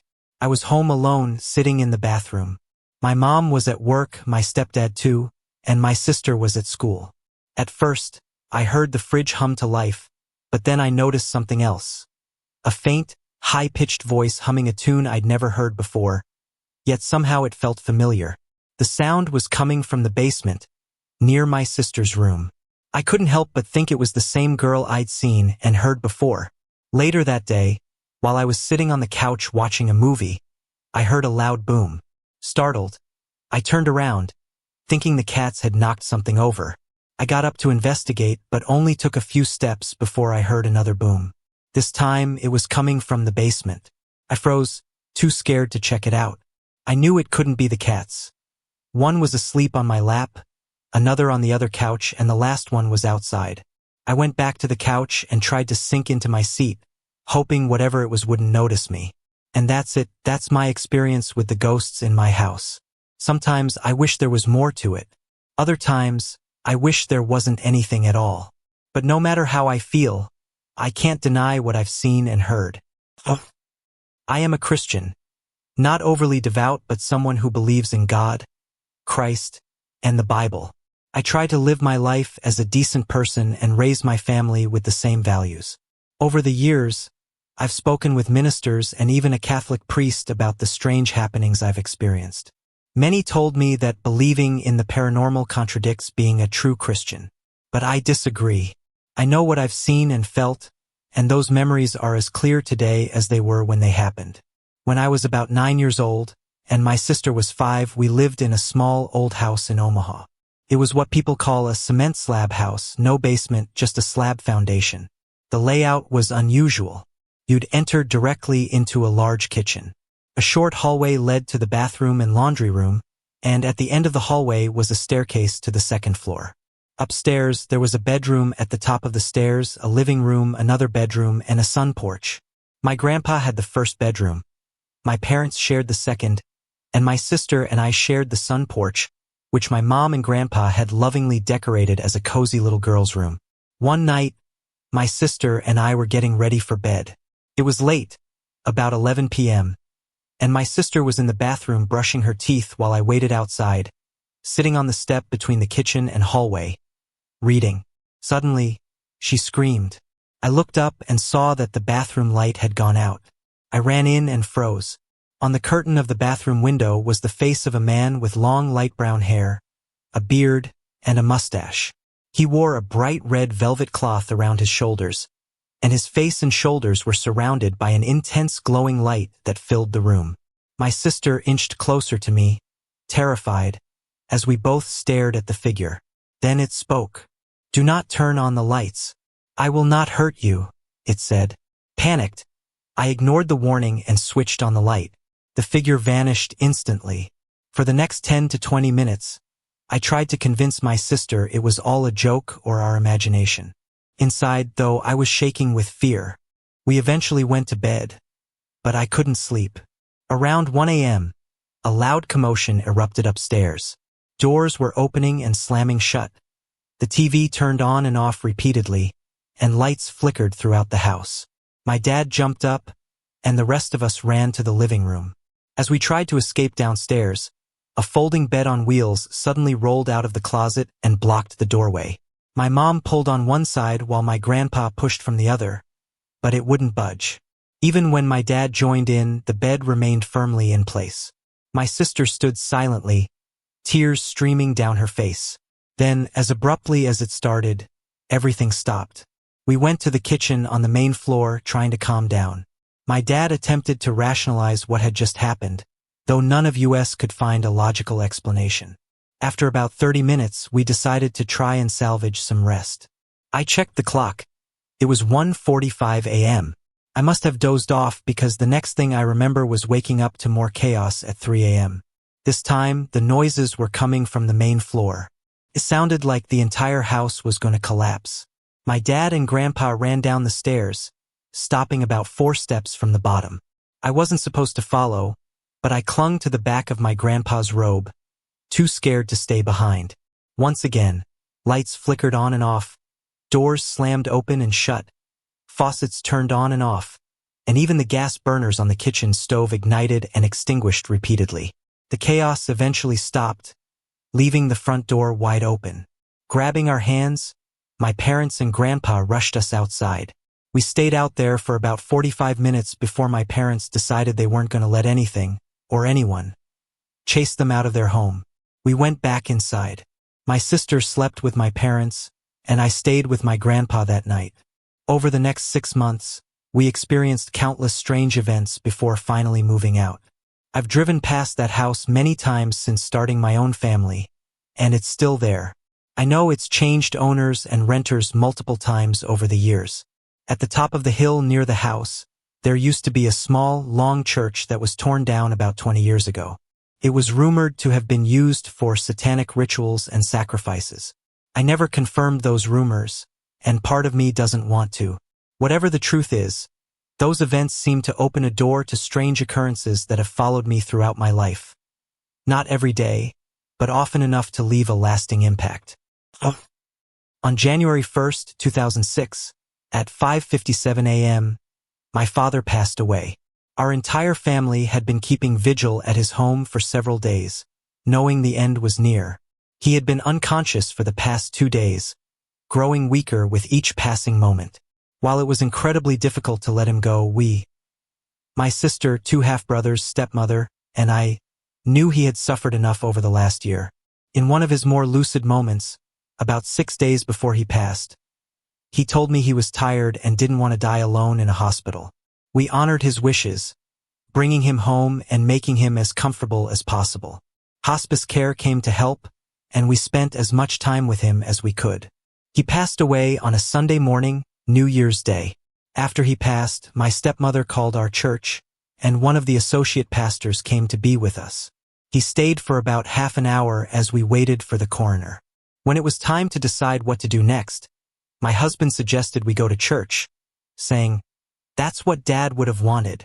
We all agreed and went home to clean up and prepare for the service. When I got home, I decided to take a hot, relaxing bubble bath. Exhausted, I closed my eyes for a moment. When I opened them, I saw a white mist shaped like a man standing at the bathroom door. My husband had made me leave the door open because he was worried about me. I instinctively said, "Daddy?" But as soon as I spoke, the mist vanished. At the time, I chalked it up to exhaustion. I don't remember much about the church service that day, but later in the afternoon, my stepmother invited us back to the house to pick up a few things my dad wanted us to have. My sister, her husband, their 2 daughters, my 4 kids, my stepmother, and one of my stepbrothers were all there. My stepmother asked me to go upstairs to their room and get Dad's watch from the dresser. At the top of the stairs was a small built-in bookcase. On the middle shelf, my dad had placed a small brass cannon and a brass vase behind a bouquet of flowers. They were visible but partially blocked by the vase. As I walked past the shelf, both the cannon and the vase suddenly flew off, hitting the wall directly across from me. They landed on the floor and rolled to my feet. My 11-year-old niece saw it happen. She screamed, ran downstairs, and jumped into her father's lap, refusing to move. I picked up the cannon and vase, placed them back on the shelf, and continued into the bedroom to look for the watch. While searching the dresser, I heard a noise in the hallway. Thinking it was a family member, I called out for help, but no one answered. When I looked into the hallway, it was empty. I finally found the watch, but when I stepped back into the hall, I saw the brass cannon and vase on the floor again, right where they had fallen before. Bewildered, I picked them up and placed them back on the shelf. Just then, my stepmother called up the stairs, asking me to bring the cannon and vase down because my father had wanted me to have them. I carried them downstairs, still trying to make sense of what had just happened. Later that evening, as we all sat together processing our grief, the hallway light began turning on and off at regular intervals, exactly every 120 seconds. We were too emotionally drained to do much about it. I finally went home late that night, exhausted. I visit my stepmother often, and the strange occurrences in that hallway haven't stopped. Items on the middle shelf still move on their own, and the hallway lights upstairs and downstairs continue to flicker unpredictably. My stepmother refuses to acknowledge these happenings and carries on as if nothing is wrong. But I like to think it's my dad watching over us in his own way. I recently returned from a business trip to Kansas City, Missouri, where I stayed at a beautiful old hotel hosting the seminar I was attending. The hotel had a charming and historic feel, and the rooms were both lovely and very clean. I felt comfortable staying there, especially since it saved on transportation costs. The first night, however, was rough. The air conditioning in my room wasn't working, and the temperature climbed to a sweltering 93 degrees Fahrenheit. With sealed windows that couldn't be opened, there was no way to get any fresh air. Needless to say, I barely slept. The second night, thankfully, the air conditioning was fixed, and the room was much more comfortable. After an evening walk, I returned to my room, exhausted and looking forward to a good night's rest. I settled into bed around 11:30 p.m., turned off the TV, and must have fallen asleep almost immediately. At 2 a.m., I woke up to the sound of knocking. Disoriented, it took me a moment to remember where I was. I got out of bed and went to the door to check through the peephole, but no one was there. Still groggy, I assumed I had been dreaming and went back to bed. Just as I closed my eyes, the knocking came again. This time, it wasn't from the door but from the wall behind the bed. Curious, I got up to investigate. On the other side of the wall was the bathroom, but there was nothing there. I reasoned that the hotel was full of visitors attending various seminars, and that the sound was probably echoing from the hall or nearby rooms. Reassured, I returned to bed. By now, I was fully awake and trying to relax so I could fall asleep again. I sat up to adjust the pillows and blankets when something strange happened. The glass I had left on the nightstand across the room lifted into the air, about 2 inches off the table, moved 4 inches to the right, and gently set itself back down. I stared at it, stunned, thinking, okay, that was strange. Trying to shake off what I had just witnessed, I lay back down, willing myself to relax. But the knocking started again from the same spot on the wall. Frustrated, I sat up and looked over at the nightstand. To my shock, there were now 2 glasses on the nightstand, and they had moved about 18 inches from where I had placed the first one earlier. Then, I heard it. A faint giggle, almost like a whisper. It sounded close, not muffled like it would if it came from the hallway. I thought, I need to sleep. I have a long day tomorrow. Determined not to let whatever was happening disrupt my rest, I turned on the TV at a low volume and lay back down. At 4:15 a.m., I woke up again to the sound of knocking. This time, I was beyond annoyed. I got up, used the restroom, and returned to bed. As I settled back in, I glanced across the room and saw that the 2 glasses were now on the floor. Frustrated, I picked them up, moved them to a desk across the room, and muttered to myself, I'm not putting up with this tonight. I'm tired, and that's that. Just as I climbed back into bed, there were 3 sharp raps on the wall behind the bed. After that, silence. Nothing else happened, or at least nothing woke me up again. V always been strongly against Ouija boards, and I've shared that opinion often. But I haven't told this story before. It's taken me a long time to put it into words. Even my husband, a staunch skeptic when it comes to spirits and entities, though he believes UFOs might exist, go figure, had an experience during this event that visibly shakes him whenever it's mentioned. This happened about 3 years ago. My teenage son was having a sleepover with my cousin's son and 2 other boys around the same age. They were good kids, not troublemakers, and loved hanging out on weekends watching movies and playing video games. One night, around 9:30 p.m., my cousin called me in a panic. She was so frantic I could barely make out what she was saying, but she kept repeating that I needed to come over immediately. I could hear the boys in the background, loud and agitated. The temperature outside was -8 degrees Fahrenheit, so I wasn't thrilled about heading out, but her urgency left no room for hesitation. When I arrived at her duplex just 5 minutes later, I noticed several cars parked outside, including my sister's and a few other cousins. My first thought was that there had been a fire or some other emergency. Bracing myself for the worst, I rushed inside, where my cousin, pale as a sheet, pointed shakily toward the basement stairs, saying, "It's down there." Confused, I asked what she meant, but she wouldn't answer. She just kept pointing at the stairs. The boys finally explained what had happened. While they were playing video games, they started hearing whispers. At first, they thought it was each other and ignored it. But the whispers continued, growing more disruptive. One of the boys, annoyed, turned to hush the others, only to see a figure sitting in the rocking chair they had recently brought into the room. The figure was dark, with a faint red glow outlining the chair. The boy gasped, and the rest of the group turned to look. The figure leaned forward and hissed, "Get out!" Terrified, the boys bolted upstairs, but before they could leave the basement, the figure rose from the chair and hovered just below the ceiling. When my cousin went down to investigate, the entity lunged at her and hissed the same command. She said she ran up the stairs so fast her feet barely touched them. A family friend suggested using a Ouija board to communicate with whatever was in the basement. I'd always thought Ouija boards were nonsense, but I agreed to give it a try. The boys refused to go back downstairs, so a small group of adults, including me, ventured into the basement with the board. We asked if we were alone, it said no.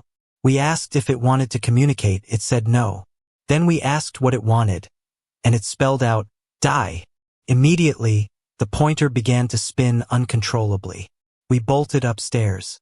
I was the last one to leave, and as I turned back toward the basement, I saw a shadowy figure near the rocking chair.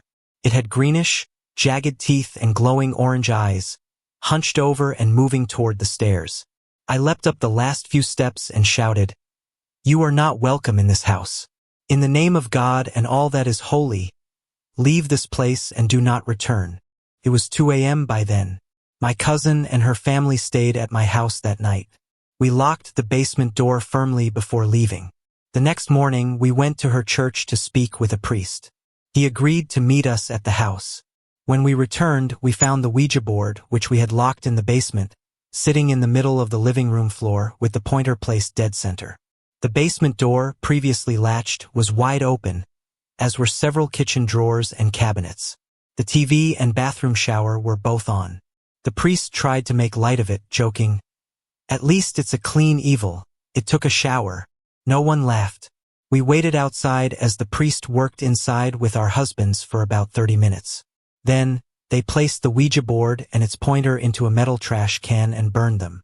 As the ashes hissed and sputtered, the priest sprinkled holy water over them. He advised my cousin to relocate, saying it might be the safest option. They moved out 2 days later. Before moving, the rocking chair that had started it all was placed in the garage. While walking by, I saw a man sitting in it, tall and lean, wearing a faded red t-shirt, black ball cap, and jeans. Assuming he was a friend helping with the move, I didn't think much of it. But when I asked my cousin about him, she told me no one else had come to help. The chair was later given to her sister, who thought the whole story was a joke. But 3 days after taking it, she saw the same man sitting in the chair, rocking. That night, she burned it in a trash can, sprinkling holy water over the ashes for good measure. My husband rarely talks about what happened in the house with the priest. All he's ever said is that there were sounds and movements everywhere, shifting constantly, and that whatever was in the house wasn't human, and it was very angry. He doesn't know if it left, and he has no desire to find out. Oh. Sorry to interrupt. If you're enjoying the story, let me know in the comments and tell me where you're watching from. Don't forget to like and subscribe for more. Oh. No matter where I go or what I do, strange, possibly paranormal, things always seem to happen. Over the years, I've experienced many unexplained events, some of which I've shared before. This feels like the perfect space to document these occurrences and share them with others who might relate. Recently, my workplace underwent a major transformation. The office building more than doubled in size after over 2 years of extensive renovations, remodeling, and construction. Everyone is now trying to settle into the expanded space. The new addition was built on land where homes once stood, though they were demolished long ago. My office is in the older section of the building, not far from my previous shared workspace. But now, thanks to a small promotion, I have a private office of my own. Settling into this new space has been a mix of excitement, frustration, and intrigue. The work doesn't pause to let us adjust, which is why I find myself here on a quiet Saturday, catching up. Over the past 2 weeks, some very strange things have been happening in this part of the building. Yesterday, I left a soda on my desk before heading to a meeting. When I returned, I noticed the lid had been replaced, and the soda had moved across the room to a file cabinet. The strange part? My office was locked, and no one else was in this wing of the building at the time. This morning, while working at my computer, I felt 2 distinct taps on my shoulder. My first reaction was to turn around, but I quickly remembered my back is against a wall, the door is closed, and I'm the only one here. This wasn't the first time it had happened. It's occurred 7 times in the past 2 weeks, and every time just a few minutes after the taps, I hear faint whispering. It sounds like 2 or 3 different voices, at least one of them male, murmuring as though having a quiet conversation. Right now, as I sit at my desk, something else has caught my attention. 2 ceiling tiles across the room have shifted out of place. They weren't like that when I arrived this morning. I have no idea how or when it happened. I'm not sure how to handle this. I've never experienced unexplained phenomena at my workplace before, and I'm hesitant to bring it up to anyone here. I'm certain my colleagues would think I'm losing it if I started talking about ghostly taps and whispers. As for the ceiling tiles, I can't even reach them to try and fix them myself. For now, I'll just keep documenting these occurrences and try to focus on my work. But I can't shake the feeling that there's something, or someone, unseen sharing this space with me. I decided to provide an update because, quite frankly, I'm at a loss. I've dealt with paranormal encounters throughout my life, seeing and hearing things that others don't, and sometimes things that others do. But these experiences have always been personal, never tied to my workplace. Until now. In my first story, I mentioned being tapped on the shoulder, objects being moved, hearing whispers, and the ceiling tiles being out of place. To clarify, the ceiling is a drop ceiling with tiles that are 4 feet long, 2 feet wide, and weigh about 8.5 pounds each. They're suspended from a metal grid, with insulation and ductwork above them. A couple of days ago, I came into my office, unlocked the door, and found about half of the ceiling tiles neatly stacked in the middle of the floor. There had been no notification of any work scheduled for my office, so I was confused. The tiles weren't removed from just one section of the ceiling. They were taken down randomly, almost every other tile. About an hour later, the facilities manager came by, stepped into my office, and immediately said, "What are those doing there?" I asked him the same question. He looked as puzzled as I felt. He confirmed that no work had been planned or conducted in my office, and no workers had been in the building the night before. To figure out what happened, we reviewed the security footage. My office is in a secure wing, and the recordings are timestamped. At 2:48 a.m., the video showed my office door opening slightly. Then, at 3:01 a.m., it suddenly slammed shut with enough force that the sound was captured on the tape. Other than that, there was no visible or audible activity the entire night. A workman was called in to rehang the tiles. He struggled with the task because the metal grid where the tiles had been removed was bent upward in several spots, making it difficult to reinstall them. The situation left us all unnerved. Since then, The taps on my shoulder have continued, occurring at least twice a day. Every time I open the door to my office, I hear the whispers again, at least one male voice, but it sounds like 15 to 20 people whispering in hushed conversation.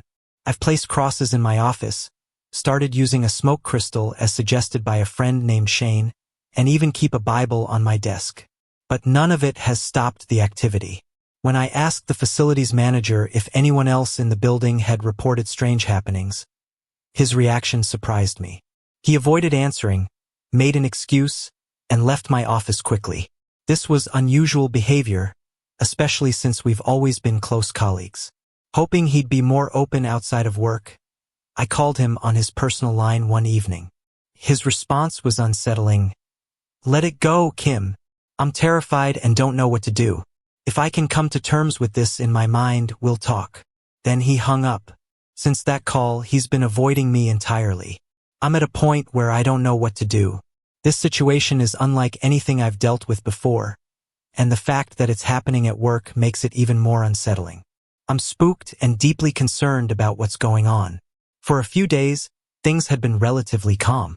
I still heard the whispered conversations when I opened the door, and I was still being tapped on the shoulder, but I decided not to respond to these occurrences anymore. Unfortunately, conducting any kind of investigation into the matter is out of the question. No one in the office would approve, even with guarantees of anonymity. It's just not going to happen. I haven't been able to perform a smudge ceremony yet, as I haven't found a time when the office is empty enough for me to complete it. Last evening, however, was one of the most frightening experiences of my life. I was packing up my briefcase to head home, gathering documents and reference books for work, when I heard a whispered male voice directly in my right ear, away from the door. The voice said, "I want to come with you." I froze mid-task, goosebumps covering my arms. I looked around, but the office was empty. Trying to steady myself, I firmly replied, "No, no one from my place of business ever joins me at home. That is a rule of mine." I finished packing my briefcase and remembered I had brought a salad for lunch. I went to the kitchen to retrieve my containers. As I've mentioned before, leaving my office without locking the door is grounds for termination, so I made sure to lock it securely before leaving. I even double-checked the handle. It was locked. After grabbing my bowl and utensils, I returned to my office, unlocked the door, and immediately noticed that the lights were off. While it's possible I flipped the switch without thinking, I know I didn't pull the chain on the desk lamp. When I turned the lights back on, I walked over to my briefcase to place my lunchware inside, and that's when I saw it. All the paperwork, data, and books I had packed just 3 minutes earlier were now stacked into 3 neat piles on the floor. 2 piles were on the left side of the room, and 1 was on the right. Confused, I looked at my briefcase. Not only was it zipped shut, but it was also latched with the key lock, a feature I only use when traveling because of the hassle. I retrieved the key from my purse and opened the case. The moment I unzipped it, I heard a loud whoosh, like air escaping from a giant balloon. Trying to shake off the unease, I repacked the briefcase, locked it again, and prepared to leave. As I turned off the lights and pulled the door closed behind me, I heard a loud, clear voice say, "Damn, we gotta GT out of here." The voice was so loud that the CFO, whose office is just around the corner, came rushing over. He asked, "Who was that? What's going on?" I tried to explain some of the occurrences, but he just shook his head, muttered something about needing to leave, and walked away. Today, the activity continued, making it nearly impossible to concentrate. At least 10 times, I heard the same whispered conversations as before, but now they were punctuated by the deep male voice repeating, "Damn, we have to get out of here." I've tried telling them to cross over. I've said it calmly and firmly multiple times, but instead of silence, now I'm met with a sharp shoo. I'm at a loss. The situation is starting to interfere with my ability to work. I even spent an hour and a half in the boardroom just to get some tasks done. The drama continues, and I'm not sure what to do next. To say this move has been interesting would be an understatement. From taps on my shoulder to disembodied voices and conversations, to doors opening and slamming shut, even voices asking to come home with me. It has been a whirlwind of unsettling experiences. About a week ago, I had a minister visit my office after hours to bless the space, hoping to rid myself of whatever entities seemed intent on distracting me. The blessing went smoothly, and while the minister was present, there were no strange occurrences. After he left, I felt a peacefulness in the office that I hadn't experienced since moving in. Unfortunately, the facilities manager continues to search for a new job. He refuses to share most of the strange things he's experienced, insisting he's still looking for logical explanations. His reluctance to talk about it only underscores how disturbed he must be. Thankfully, my office itself has calmed down. In the past 10 days, I haven't had a single unexplained experience. However, the rest of the building is a different story.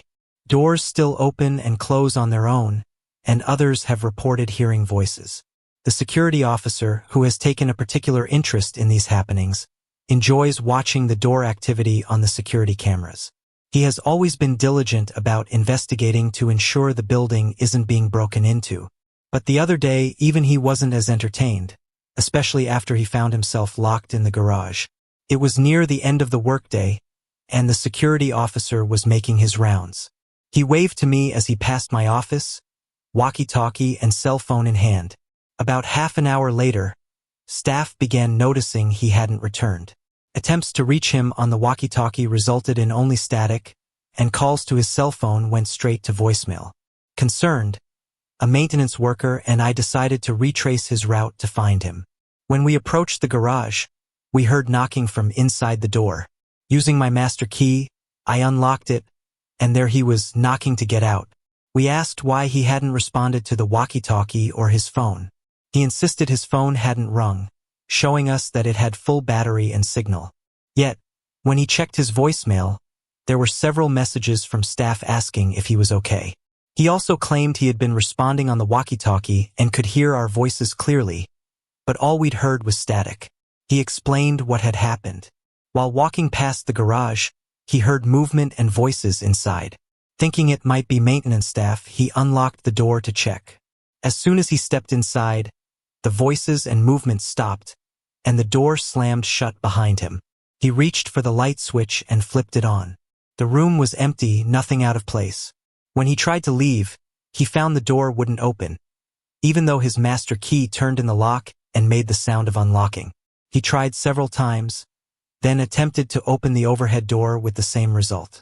Frustrated, he tried contacting the office using both his walkie-talkie and cell phone, but no one seemed to hear him. After a tense 3 minutes, we arrived and unlocked the door. As we exited the garage, we heard laughter, multiple voices, as if from a movie theater or stage play, then silence. Shaken, we returned to the office. On the way, he confided that this experience made him deeply uneasy. While I'm relieved that the activity seems to have left my office, it's clear it hasn't left the grounds or the rest of the building. As long as it remains harmless, I'm not sure there's much else to be done. The business officers refuse to acknowledge the issue, and for now, I can concentrate on my work without fear or anxiety. So I'll take the small win. But the rest of the building? That's a different story. A few years ago, my family and I sat down in our new house, and someone brought up whether our old home was haunted. I had always believed it was and told everyone so, but they had denied it at the time, possibly to keep me from wanting to live with my dad. Looking back, I should have known they believed it too. They used to burn sage and sprinkle holy water in the doorways, though they claimed it was just to make me feel better. During that conversation, my mom finally admitted why we had blocked off the living room that was connected to my bedroom.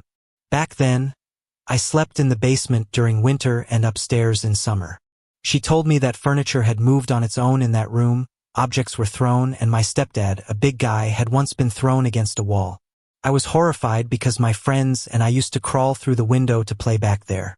My mom believed there were 2 ghosts in the house. One who was playful but harmless, and another who was downright evil. I had encountered both and, at one point, experienced what we now think was possession. One day, I was home alone in the basement playing games. For some reason, even though it scared me, I was down there with all the animals when the tornado sirens went off. The dogs started howling but didn't move. As I climbed the stairs to check, I heard heavy footsteps heading toward the door.